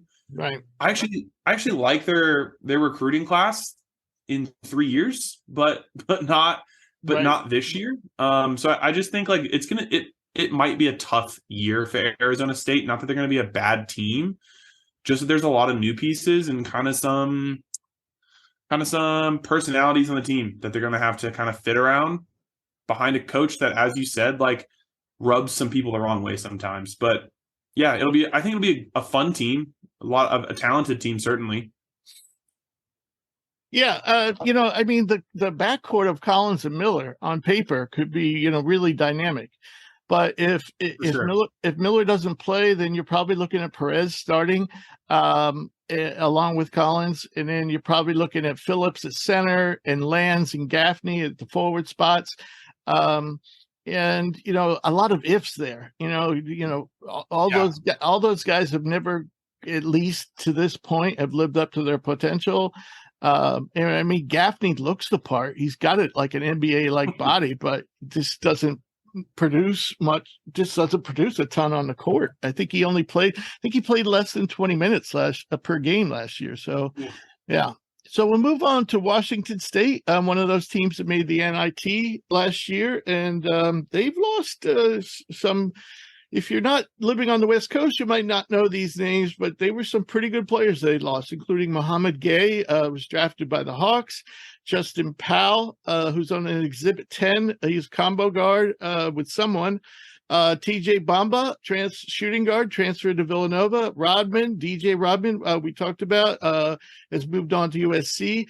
And Adrame Deong, a promising center, another top 100 recruit, freshman last year, didn't play a lot. He's moved on to San Jose State. Now, what they bring back are some good pieces, but most of them are kind of like wings and shooting guards. So I just don't know if there's enough. They bring back Jade Mullins. He is the conference's leading returning three-point shooter. He shot 43% last year from deep on 4.3 attempts per game. They have Andre Javamovsky, Yakimovsky, and he's also kind of a shooting wing. Not as good as Mullins, but he can shoot pretty well. They have Kamani Winsu, a small forward, and they also bring back Miles Rice, a combo guard. Didn't play a lot last year. Incoming is in freshman. They have center Ruben Chinyelu, who was 3-4-star guy coming in at center. They also bring in through the portal Isaac Jones, a power forward from Idaho, Joseph Yesufu, a shooting guard from Kansas, and Jalen Wells from a forward from Sonoma State, which is a D2 powerhouse. So, what are you thinking, Zach, here? Doesn't look like they just have enough to compete with the rest of the conference. That's my initial thought. And like you mentioned, I think is their size. They're just, when you look at Arizona and even UCLA with who they have coming in, you're looking at needing, at least 1 or 2 7-footers and then a really good playmaker to keep up with those teams. And if you have guys that are under 7 foot playing center, they're going to have to be pretty good. And I don't think that these guys, that Washington State has the development at that position or the shooting to keep up with the top contenders in the Pac-12 this year. Yeah. I actually think they'll be okay in the shooting department. They were second in the conference last year, but like you said, size, I think, is going to be a major issue everywhere else. And they don't really have a point guard. I mean, Miles Rice looks right now to be their point guard, and he has very little experience. What do you think, Caleb? Yeah, anytime that you lose 4 out of your top 5 scorers, 4 out of your top 5 playmakers, and 4 out of your top 5 rebounders, it's probably going to be a step back season. And I think that's unfortunate because I really liked the direction that Kyle Smith was taking Washington State. I like Jade Mullins in the backcourt. I like Yakominski. I like both of them. Like you said, I think their shooting is not going to be a problem. But I do think the defense and the rebounding and that size and toughness might not quite be there for them to make a run. But I think they could be fun, especially at home. Right. Yeah. And speaking of home, the teams that play in the mountains usually have a significant home court advantage. And next team we'll talk about is Utah. They didn't get invited to the NIT, but they could have. They were definitely right there. They lose Marco Anthony, a wing, to graduation. He was a tremendous rebounder for a little guy. And, of course, the aforementioned Lazar Stefanovic, who the wing moved on to UCLA. They bring back Brandon Carlson, a center power forward, 7-footer. He's the conference's leading returner and plus minus at 9.4. What a great number. They also bring back Rolly Worster at point guard, and he's the conference's leading returner for assists per game at 5. They bring back wing Gabe Madsen, power forward Ben Carlson, and sophomore center Kiba Kita. I believe Kita is a sophomore. And he can't stretch the floor like Carlson, but he's a nice backup, good defender, good rebounder, energetic player.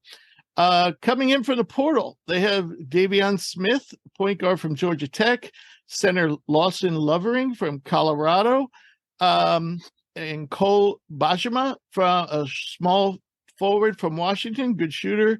And lastly, they bring in freshman Jake Wallen, a forward. He's a top 200 guy. So some pieces here, especially Carlson, who might be in the running for player of the year in the conference. What do you think, Zach?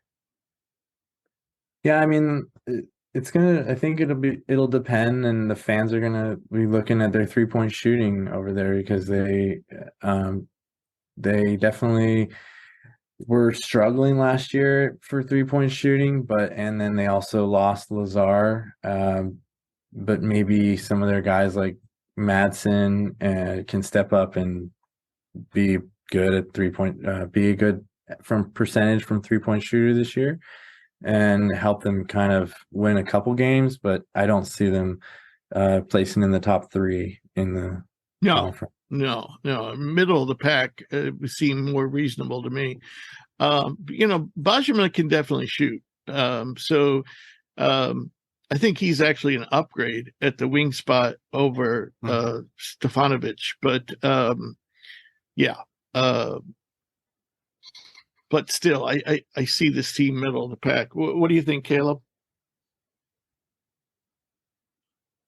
Really good.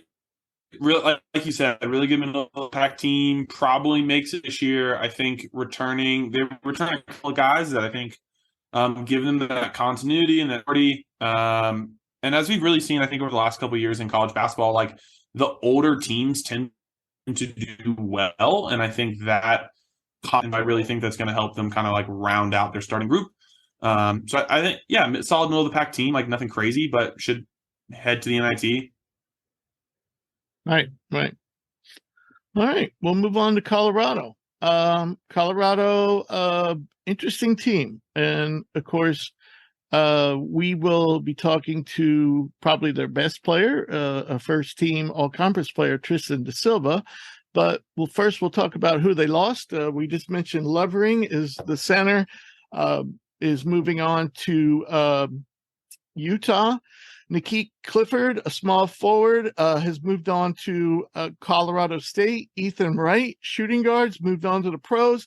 And Jalen Gabadin, a wing, is graduated. So 4 players, no one who was probably the best player on that team, but Clifford, Lovering, and Wright certainly gave that team pretty big minutes. So returning is a bunch of good players, starting off with Tristan da Silva, kind of do everything forward. KJ Simpson, a combo guard, probably be the point guard this year.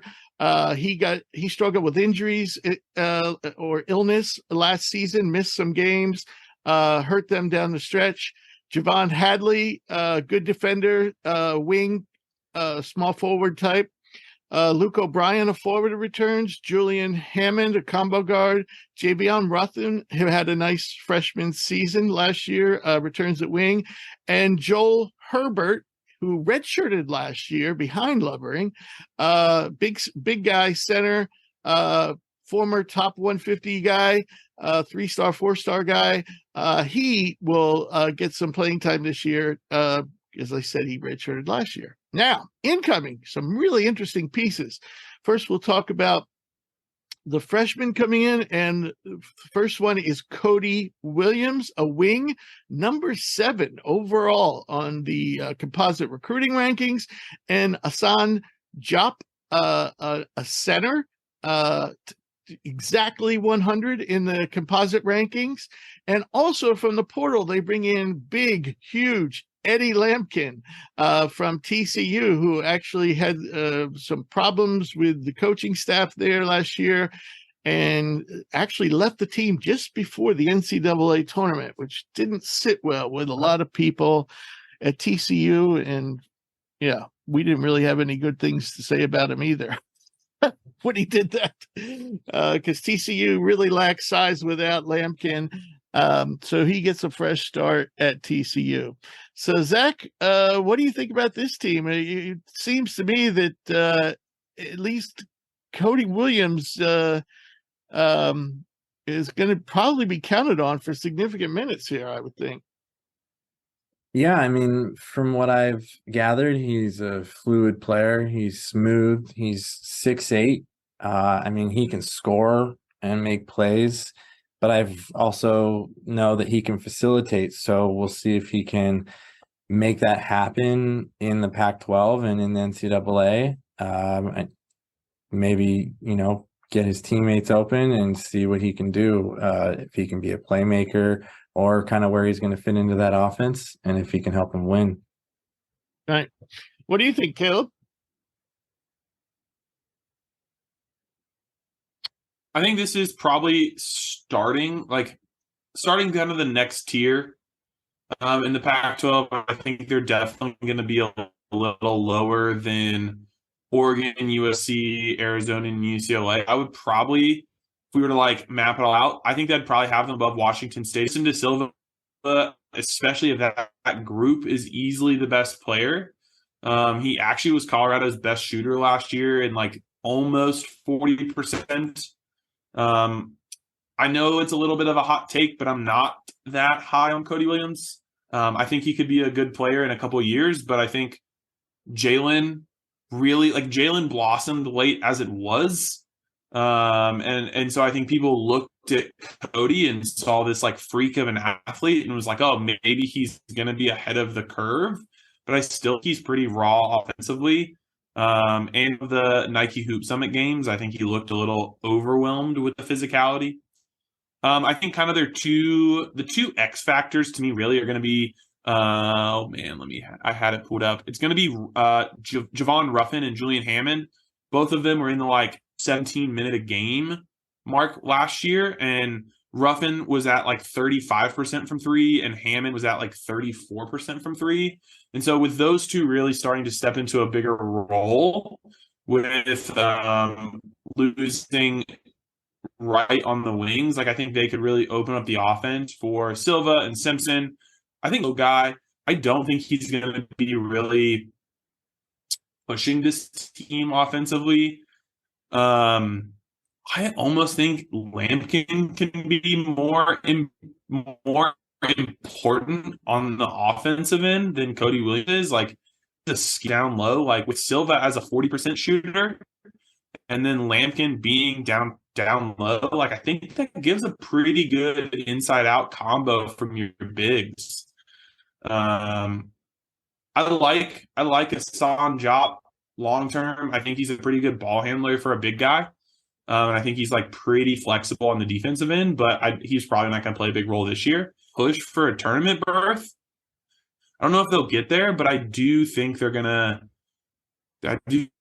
push for it. I like this Colorado team. I think they're going to be a fun team. Yeah, I think they're going to fall into that second tier group. It's going to be on the bubble all year. I think you got the top three, and then there's probably like 3 or 4 teams that are right below the top three that are going to be pushing to make the NCAA tournament on the bubble. And I think Colorado will be in that group. I agree with you guys about Cody Williams. He's got a long way to go offensively. He's mostly a rim attacker and a catch and shoot guy, and he still has a long way to go as a shooter. Good defender, good athlete. But yeah, I don't know if it's going to be wise for him to come out this season for the draft. KJ Simpson's a scorer, and he and Silva tied for the team lead. And so you got 2 really good scorers. Lampkin's going to probably give you, 12 and 8 every night. And Jop is, could be there as well as a nice backup, because Lampkin did struggle with injuries at times last year. And then they have all these other pieces that didn't get a ton of minutes, or certainly will be more involved, get more minutes this year. Him and Ruffin, Hadley. I think they're all solid players. So I think all the pieces are there. This team's got some insides, some outsides, got some depth, got some defensive pieces. Should be a good year for Colorado. So next up is Washington, who didn't make the postseason last year. The good news is they're not losing anybody they're going to lose sleep over. Noah Williams, a wing last year. He's had in previous seasons had given them some good minutes, but he struggled with injuries last year, and actually he's still hurt. He's in the transfer portal, but no one's picked him up. I assume he's still not completely healthy. You have Kenyon Menefield, point guard, moved on to Arkansas. That probably hurts the most because he had a promising freshman year last season. Cole Bajma, as we mentioned before, has moved on to Utah. Jamal Bay never quite lived up to his recruiting rankings. He's graduated. PJ Fuller probably could say the same about him. And shooting guard has moved on to Detroit Mercy. They bring back some good pieces. Keon Brooks, he did a lot of good things for this team. He's the conference's leading scorer at 17.7 points per game. Also, the conference's leading returner for free throws made at 127, and he made them at a clip of 79%. Also, the leading returner for usage percentage at 28.8. Then you have center Braxton Mia. He is the conference's leading returner at 70.6 field goal percentage, and also offensive rating at 124.4. That's kind of deceiving. His offensive rating, he's really a limited offensive player. Is a rim runner, putback, stuff like that. But he, making 71% of his shots, that kind of tends to boost your offensive rating. They also bring back combo guard Corin Johnson, and then Frank Kepnang, who didn't hardly play last year and was projected to be the starting center, but since he hardly played, and unfortunately Kepnang is still injured, and we're not quite sure when he's going to be ready to play, recovering from a knee injury. However, Washington's bringing in a ton from the portal, including combo guard Paul McCahey from Rutgers, small forward Moses Wood, excellent shooter, coming in from Portland. Severe Wheeler, played at Georgia, Kentucky, little point guard. He joins the team. Freshman shooting guard, top 50 guy, Wesley Yates joins the team.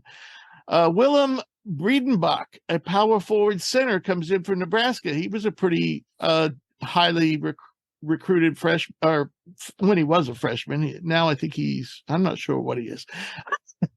They also bring in Anthony Holland, wing from Fresno State's been a solid player for years. And also they bring in shooting guard Nate Colmes, who shot the lights out last year, I believe as a freshman at Lamar.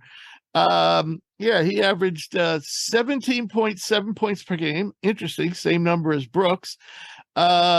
Shot 48 from the field, 37 from deep, 76 from the free throw line. Also averaged 2.6 rebounds, 2 steals, and 2 assists and 1.2 steals per game. So highly productive at Lamar. Playing at Washington is a little different, but man, that's a bunch of a nice group of veterans coming in, and you have the highly regarded freshman in Yates. So Zach, what do you make of this Washington team with all these new pieces, plus some pretty good players coming back? Yeah. One thing I found interesting when I was looking at it is that in their first in the first part of the season in non-conference play, they're going to be playing 4 top 20 teams going into it. So they're really going to find out whether they mesh well together and what kind of team they are. So far, looking at Yates, he averaged 20 points in high school. And so if he can bring that shooting, that would really help. And so that Wood isn't the only one shooting threes for them. Right. Yeah. Moses Wood is a great shooter. Has could possibly make the NBA. And Mulcahy is a great all around guard. Some nice pieces there. Joining Keon Brooks, who's already proven to be he was second team all conference last year. I expect him to be first team all conference this year. They got some size in Mia and Kepnang and Breedenbach. So yeah, this team has a lot of in shooting, and yeah, this team's looking shaping up really well. It was nice to see from my perspective. I really don't like it, the Jim Boeheim system, and of course, Coach Mike Hopkins worked for Boeheim for years. Okay. And when he first came to Washington, it just looked like Syracuse West. And he played 99% zone. And but this year, or last year, excuse me, he actually started to move away from that. He had a 70-30 split for zone and man. And I think that helps. I don't think I personally I think it's got to hurt recruiting to some extent to know that you're going to be playing zone all the time. But yeah, he's starting to move away from that Boeheim system, which Boeheim used for years. But Syracuse, as we saw, really has kind of fallen off in the last 5 to 10 years in terms of recruiting and success and so forth. So I think he's wising up. So Caleb, what do you think of this Washington Husky team? Another team I'm pretty excited for. I think offensively they'll be pretty good. I like Brooks coming back. As you talked about with Nate Kalmid, Lamar is not Washington, right? That's not the Pac-12, but I do think he's going to be good off the bench. I like Wesley Yates coming in too. I think he'll be good. I like Mulcahy coming over from Rutgers. I think that adds some good veteran leadership. A huge fan of Severe Wheeler, but he's a guy that's been around and played in some big games. I think another solid tier 2 team. I like what Washington has going here.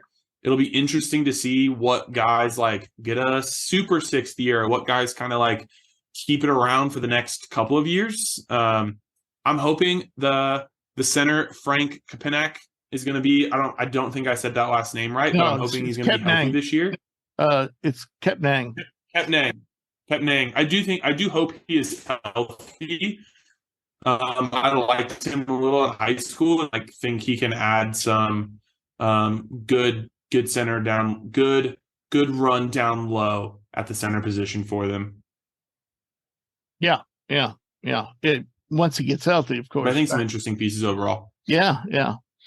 All right, so we'll move on to Stanford, and of course we had our guest Spencer Jones, who's kind of the leader of that team.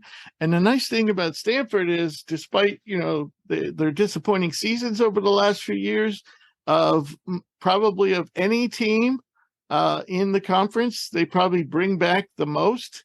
They lose Harrison Ingram, who moved on to UNC, never quite lived up to his very, very lofty recruiting rankings. They lose point guard Mike O'Connell, who really didn't play well the last couple of years, and Isaiah Silva, good shooter, moves on to Long Beach State.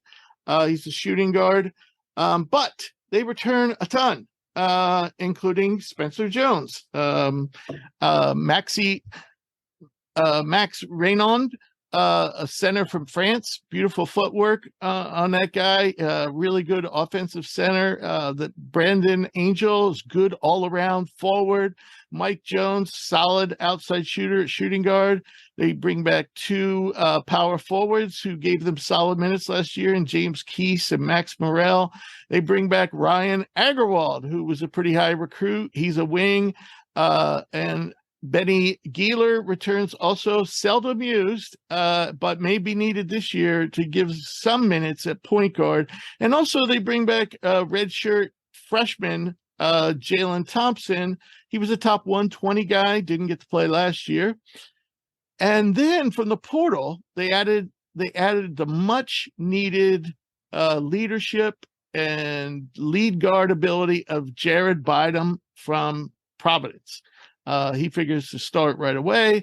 And also they bring in two prize recruits in Andrei Stojakovic, number 25 in the composite rankings. He's a wing and the son of Peja Stojakovic. And they also bring in Kanan Carlisle. If you guys who watch Overtime Elite might know him, athletic shooting guard.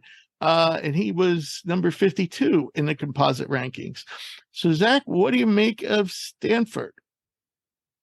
They're going to have I think they're going to have a tough time this season, but I do think that they will definitely have something to fight for if they, are a team that likes their coach. Because, I think you mentioned it, but I think if I think if the coach wants to keep his job, they're probably going to have to find a bubble spot to get into the NCAA, just because of the struggles he's had recently. And but I do like Stojakovic coming off the bench as a shooter, and their other freshmen that they have as well. Right. Yeah, no, I actually didn't, but Haas is definitely probably the coach in this conference who's most on the hot seat for sure. He's 112. He's only 3 games above 500 in his time there, 112 to 109 in win-loss. This team has definitely underachieved, especially last year. I thought this team was going to be a bubble team last year. But Haas has never taken this team to the NCAAs. They haven't even made the NIT since 2018. So, yeah. What do you think, Caleb? I mean, I think part of the reason for that underachievement over the last couple of years has to be, at least last year, Harrison Ingram not really for the last year or two living up to what we thought he could be as his high billing. And so you really lose him, but you bring back a lot of really good guys, a lot of really good pieces. I really like Spencer Jones. I really like what Reynaud kind of had. I think Brandon Angel's got a lot of good talent as well. I think those three are a really solid to bring back. I'd love to see if Carlisle can get some run on the ball, especially earlier in the year. Either him or Benny Gieler that you were mentioning. I think that point guard spot and kind of that lead guard setting the table is going to be what's important to them. Bynum does not offer a lot of off the dribble shooting, so he's not going to be really creating a ton of space for other people himself. But I do think they have some good shooting. I love Stojakovic coming to Stanford. I think he's going to be a great college player. And there's not going to be that pressure on him to come in and be the off the dribble guy from day one. But man, I think he's a dog. He's a competitor. I think it was at the Hoop Summit where he was I think it was at the Hoop Summit with all of these top high school guys, and he's like winning sprints down the basketball court in just like dead heat sprints. So like even athletically, I think he's pretty slept on. Man, I think they're probably going to be on the bubble team again. I don't know if I would say like Haas really, unless they just bottom out. I'm not terribly concerned about him losing his job, but like, I think this team has the, first of all, I think this team has the talent, the depth, the inside, the outside, to definitely be in that second group of bubble teams. And I think they at least have to make the NIT for him to keep his job. I really do. I mean, they haven't even done that since 2018. I know. But I think they should be. And personally, when I evaluated Stanford last year, I wasn't expecting huge things from Ingram. I already learned, that he's just not the player we thought he was.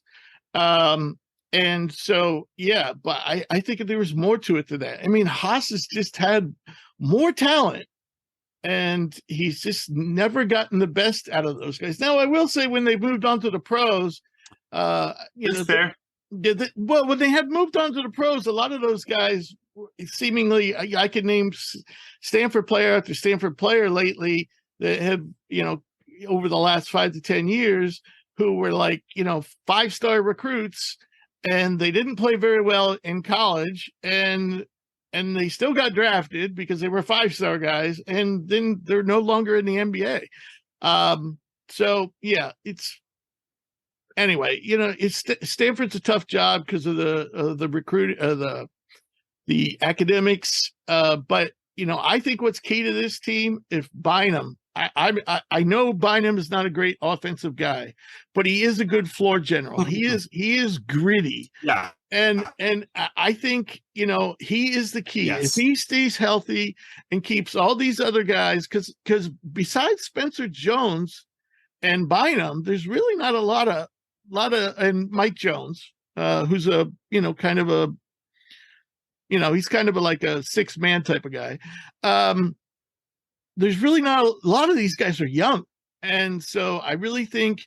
But if he can stay healthy and run this team properly, I think they could definitely sneak in to the NCAAs, and they should be in that group it's on the bubble.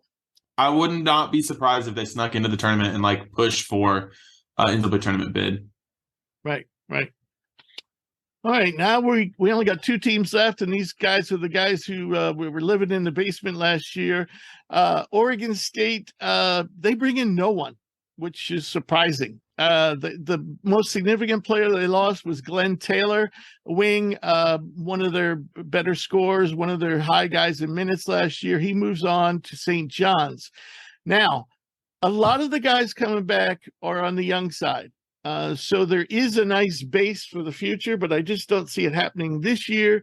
The 2 most interesting guys, the 2 guys that are on our draft board, are point guard Jordan Pope and Michael Rattay, a small forward, athletic small forward. You probably haven't heard of these guys, but these guys are, were really good last year, flashed a lot of potential, and they're nice pieces to build around. But as I said, Oregon State brings in no significant recruits, no significant guys from the transfer portal.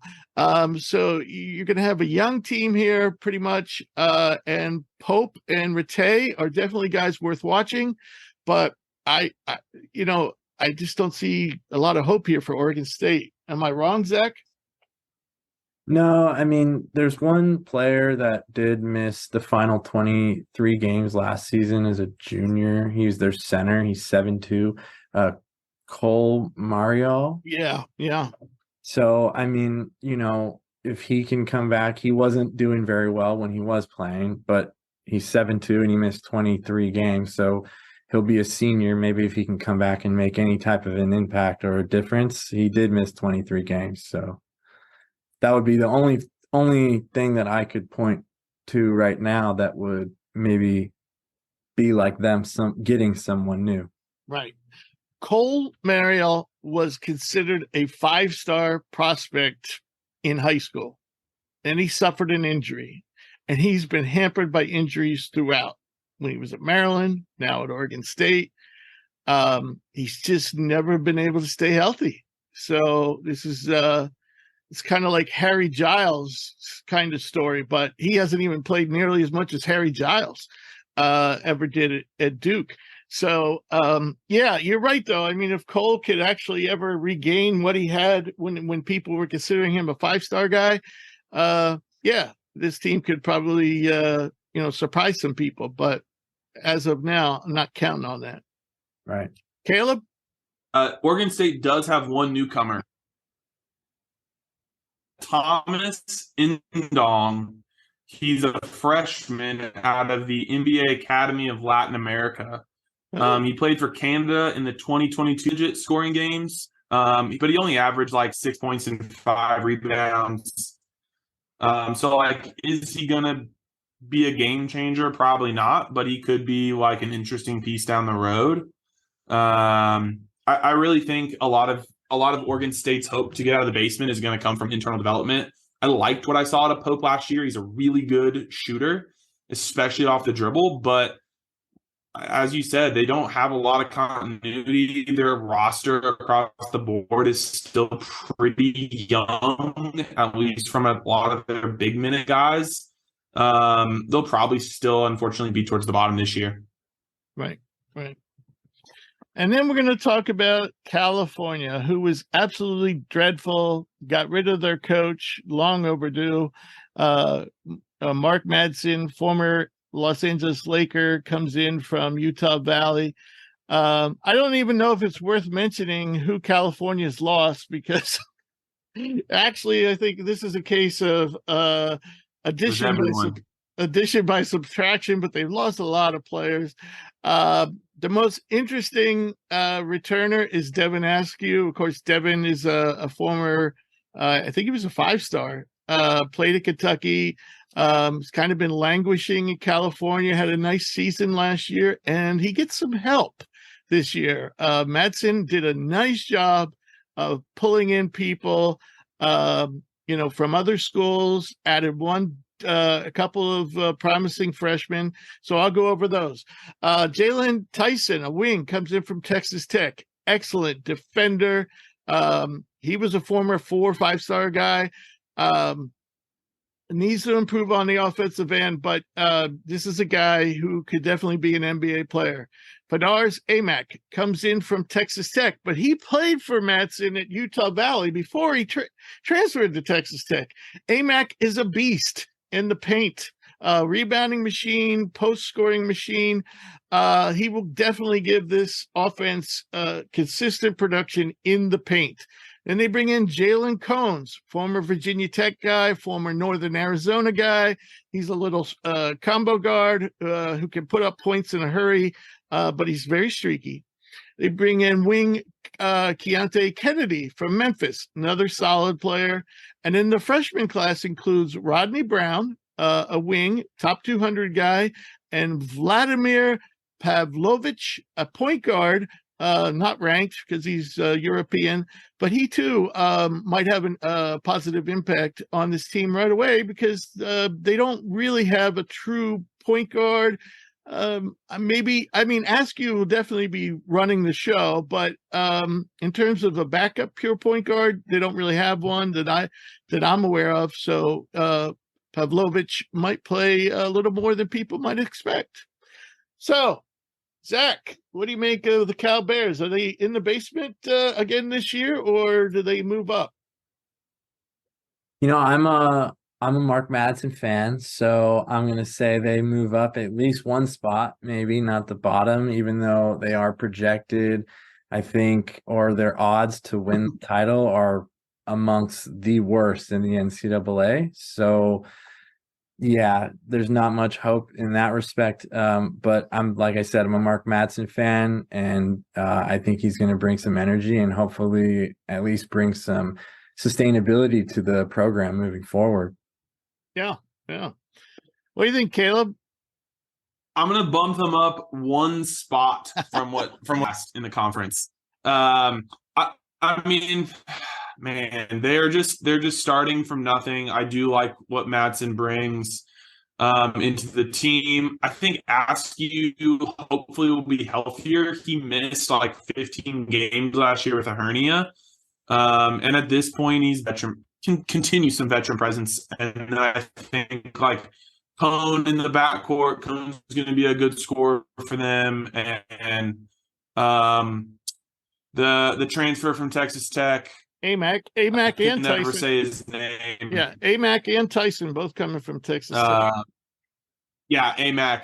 I think especially Amac, like that's going to really give them some good balance on the offensive end, especially between Askew and Cone on the outside. Similar to you, I think Pavlovich will be interesting. I don't think he's going to like be a game changer, but I think if Askew sits or if I don't see them getting above, man, like even like Utah, Washington State, Arizona State, all of them just kind of have like higher institutional level of return that I don't, and a talent level across the board that I don't see like Cal getting above, but I do think there's some really fun pieces there. Yeah. I think that when you look at a starting lineup of Askew, Cone, Tyson, Kennedy, and Amac, that's a competitive starting five. And I think For sure. But then everything gets really iffy. And so I think this team is going to steal some wins. I still think they're going to finish in the bottom four, but I don't think they're going to finish in the basement. They're definitely moving immediately in the right direction. And I think they're going to have a starting five. 100%. You're going to have a starting five where you're going to say, you can't mark Cal as an automatic win this year. Right. All right, so let's move on to our predictions. Who wins this conference, Zach? I'm going to go with Arizona. I think they're high-level transfers, and along with Ballo, I think they're going to take the conference. All right, what do you think, Caleb? Oh man, I like really want to have a spicy pick here. I would love to say like UCLA size wins out, or I know I was pretty hyped on Oregon earlier. I would love to say, man, USC's backcourt steps up as the best in the conference, but Arizona's top 6, top 7 is really good.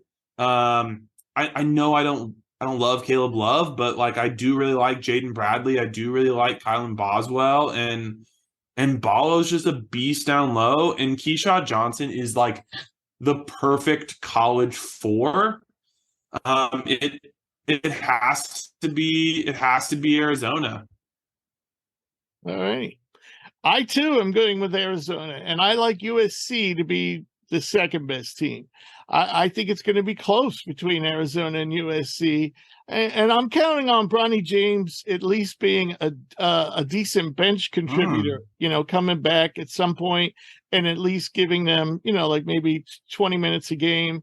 And so I think it'd be close between those two teams. I think UCLA has to be destined for third because they just don't have any continuity that, compared to Arizona and USC especially. So, yeah. All right, Zach, who do you think, how many bids does this conference get, and who are the at-large bids? We already know we all like Arizona to get in. Yeah, so I think I'm going to go with 5 because I'm going to throw Colorado in there. And I'm just going to throw that in there because of what we talked about just today and how high some of us were on them. And yeah, why not? But yeah, I think UCLA, USC, Oregon, and then I think Colorado can sneak in there. I like it. I'll just add that right now for you. Yeah. I think, I think that's very reasonable. How about you, Caleb? I'm also going to go with 5, but I'm choosing a different 5th team. I'm going to go. I like some of the guys they bring in. Moses Wood, who I forgot to mention earlier, is also a lights out shooter. On the wing, I like Mulcahy coming over from Rutgers. I like Yek Colomisi coming in from Lamar. Keon Brooks is probably going to challenge for Pac-12 Player of the Year. So I think Washington is going to be my fifth team from the Pac-12. Good call. Good call.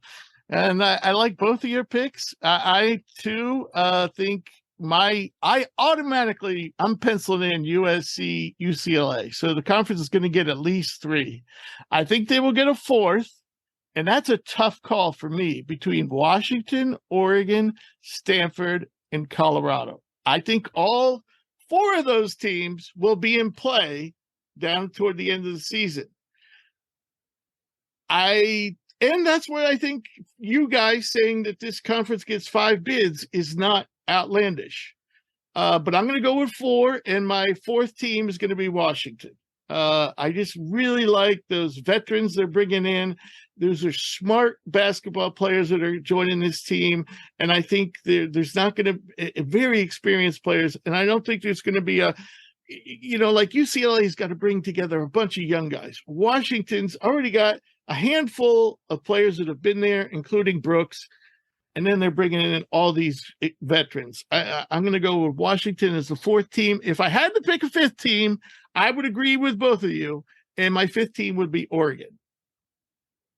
Hmm. All right. So now let's go to Player of the Year. What do you think, Zach? I'm going to go with Ballo, returning as an option for Arizona. And, they are predicted to win the conference, and he's probably going to be their top option. So I'm thinking if he can produce at that rate, then he should be the Player of the Year. Right. I see you also have Boogie Ellis on your list. Is he? You think he's a runner-up? I think he would be a runner-up, yeah, especially if Collier can come in and open up the floor and, give him even more opportunity to score and be a playmaker. Yeah, I definitely think he can come in second, pull close for first too. Right. I think if USC does win the conference, then Boogie will definitely get a lot of votes. Yeah. All right. What do you think, Caleb? Who are your picks? Really, you want to pick Boogie Ellis. 4 of the last winners of the Pac-12 Conference Player of the Year have been perimeter guys. So I think Boogie has a really strong case. As you said, if USC is in that, especially even if they're in the mix for the, but at the end of the day, I hate that I have to agree with Zach. Poor Zach. Oh, gee, But, that was I got to go with more Ballo. Interesting here. I think just Ballo down low, like he has taken such a jump in his conditioning and like his ability to get to create space down low, to carve out position early in the shot clock. And I think like Jaden Bradley is going to offer some good, consistent up in places that he's going to score. I know Arizona is going to want to run, but kind of that second look, that second option every time Arizona comes down is going to be like, is Ballo down low? And he's going to be pushing probably 18-8, 16-8. Like, that's pretty good and pretty consistent. I think Arizona will probably come out on top. Yeah, I think it's more going to be more like 17-10. He's going to get more boards this year without Tabellis there. There you go. All right. So I got, once again, gentlemen, I have to agree with you guys. This is the toughest Player of the Year selection I have made so far. And I actually think this award could possibly go to a freshman. I think that's an outside shot, but I think people like Isaiah Collier, Colorado's Cody Williams, Andrei Stojakovic, maybe. But I'm going to go with Ballo. I think Boogie Ellis will be right there. I think Oregon's N'Faly Dante will be there. And I think Washington's Keon Brooks will be there as well. I'm going with Ballo. He's probably going to be the best player and the best team. He led the conference in win shares last year. And if you know anything about history, win shares I don't think it's a number that voters actually look at. But it turns out, like in the NBA, almost always the MVP winner is like top 3 in win shares. So Ballo is the leading returner there. And I just think, he's going to even produce more without Tabelis there on the inside with him. Yeah. And don't sleep on this guy's athleticism. He's a better athlete than he looks. So yeah, that's my pick. All right, so now we wrapped up the conferences, but before we wrap up the show, we're going to bring on Tristan da Silva, who Zach predicted his team would make the tournament. And I interviewed Tristan a couple days ago. We're going to roll that interview, and then we'll wrap things up. Our second guest today is Colorado forward Tristan da Silva, a 2023 first-team All-Pac-12 selection. As a junior last season, Tristan averaged 15.9 points, 4.8 rebounds, 1.3 assists, and 1.3 steals per game, while shooting 50% from the floor, 39% from deep, and 76% from the foul line. He ranked in the top 10 of the Pac-12 for points per game, steals per game, field goal percentage, effective field goal percentage, player efficiency rating, and win shares. Tristan, how you doing? Welcome to the show. I'm good. Thank you for having me. Sure. So how's it feel to be at the last Pac-12 media day ever? It's crazy to think about. I mean, personally, it's probably going to be my last one, and then collectively as a Pac-12, it's going to be the last one too. So, yeah, kind of historic. Yes, in a sad way. Yeah. So, how was your summer? Do anything special? It was good. I mean, in the spring, I was kind of testing the waters.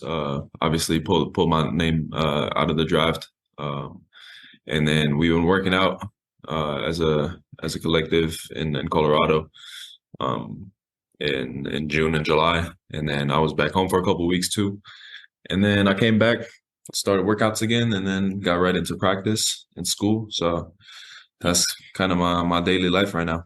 Did you say you went home to Germany? Yeah, I was home for a couple of weeks. What time of year was that? Like July. End of July till beginning August. Right. Did you pay any attention to the World Cup? Of course. That's huge. Yeah. Unfortunately, at least the friend of mine who we had on the show coaches in the BBL was telling me that something went down in the world of soccer, football, and there was like a big news story. I think it was about the national team, and it kind of like eclipsed the. Yeah, they dropped the news in the like halftime of the championship game that they fired the coach. Right. Just yeah, but I mean, I'm not gonna start talking about politics and all that. So. Right. Yeah. So in testing the waters, I can't recall. Did you go to any combines, or did you just do private meetings? Or? No, I was supposed to. Unfortunately, I couldn't. Had a minor injury that set me back for about like 10 days to 2 weeks, and then I ended up working out for 2 teams. Okay. But you're all healthy now? I'm all good now. All right, good. All right, so for your career, you've made steady progress over your first 3 seasons with the Buffaloes. Last year was a breakout year in terms of scoring, overall productivity, efficiency. What's the next phase of your development? Is there a particular aspect of your game that you've been focusing on the off season? Yeah. No, I mean, there's a lot of aspects of the game that you can constantly improve every year.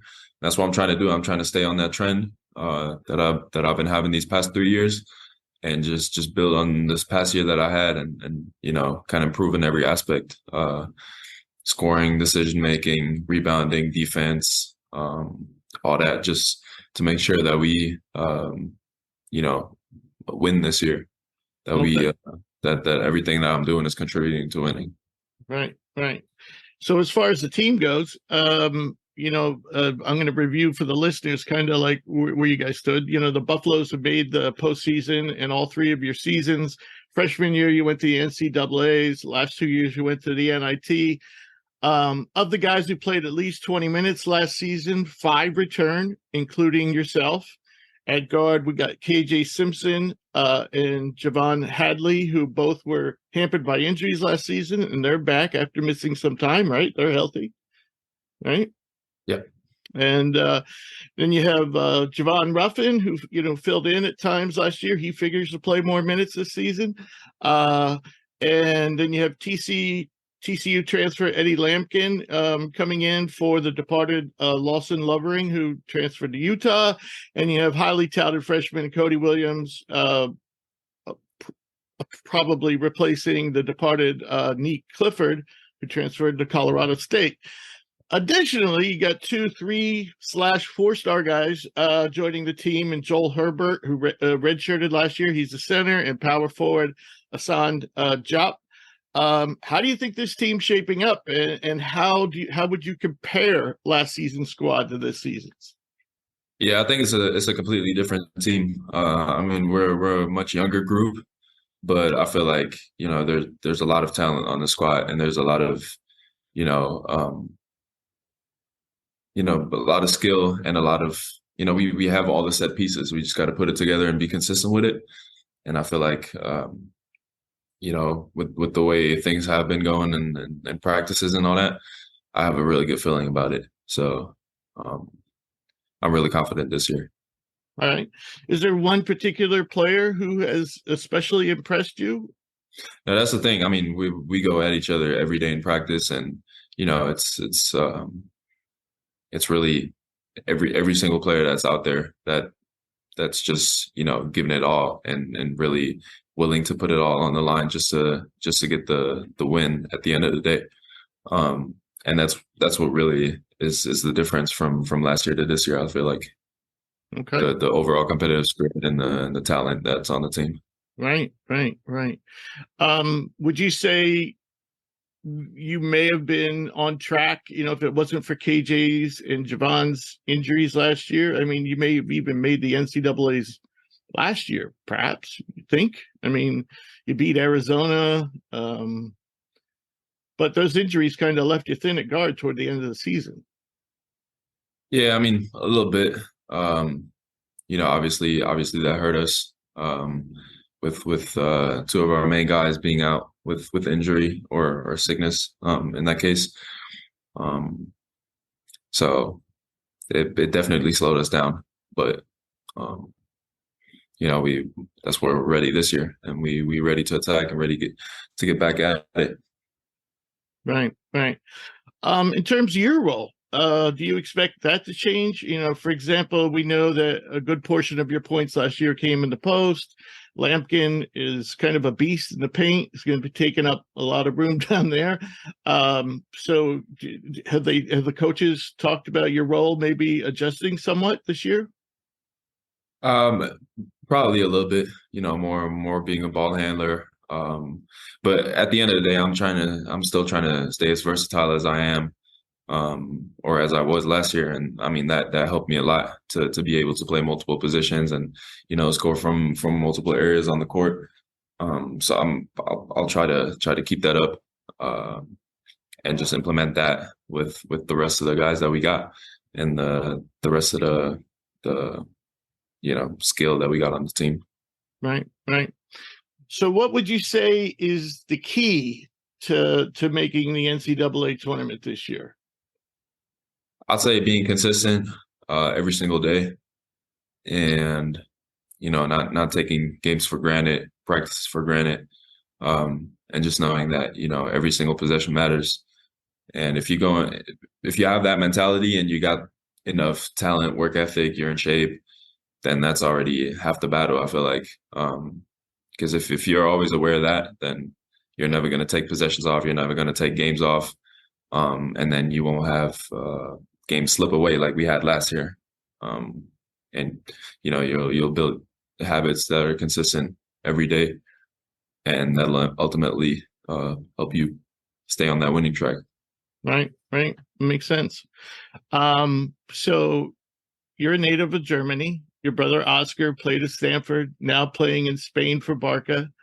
Have you two discussed at all down the road playing for the German national team? And would you? No, I'm serious. I'm serious. No. And No, it's funny because I was talking about that with one of the media people here at the media day. One of my wishes for the future, basketball related. I was like, I'll see the Wagner brothers playing together in Orlando and playing together for the national team, and I'm like, I want that too. Yeah. So it's up there.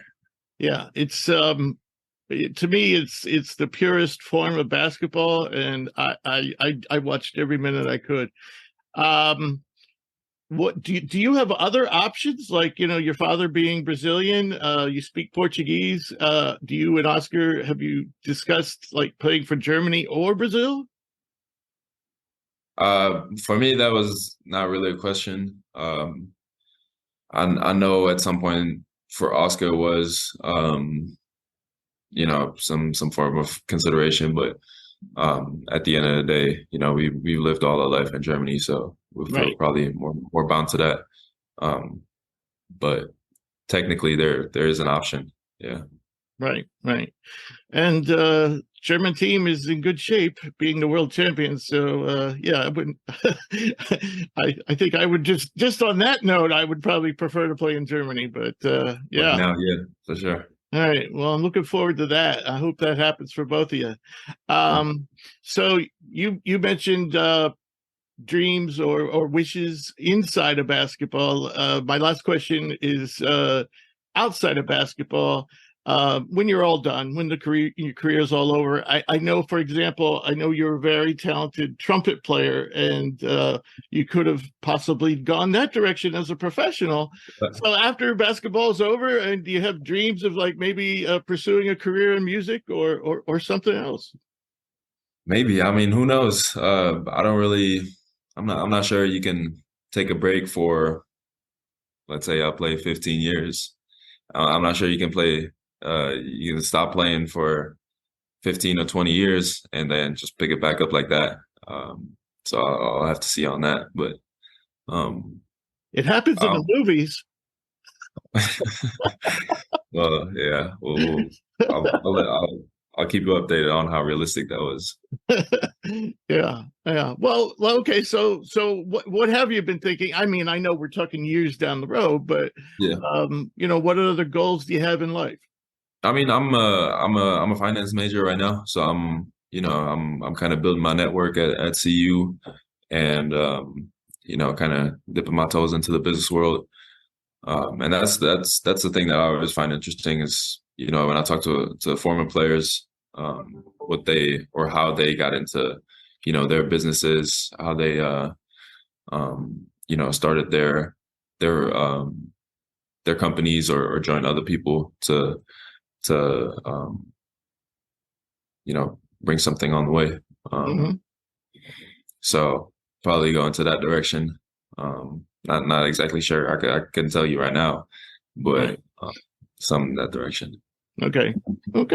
Yeah, it's good. So some people always want to be in basketball, coaching stuff, or general manager or something like that. But you kind of think you're gonna, once basketball's over.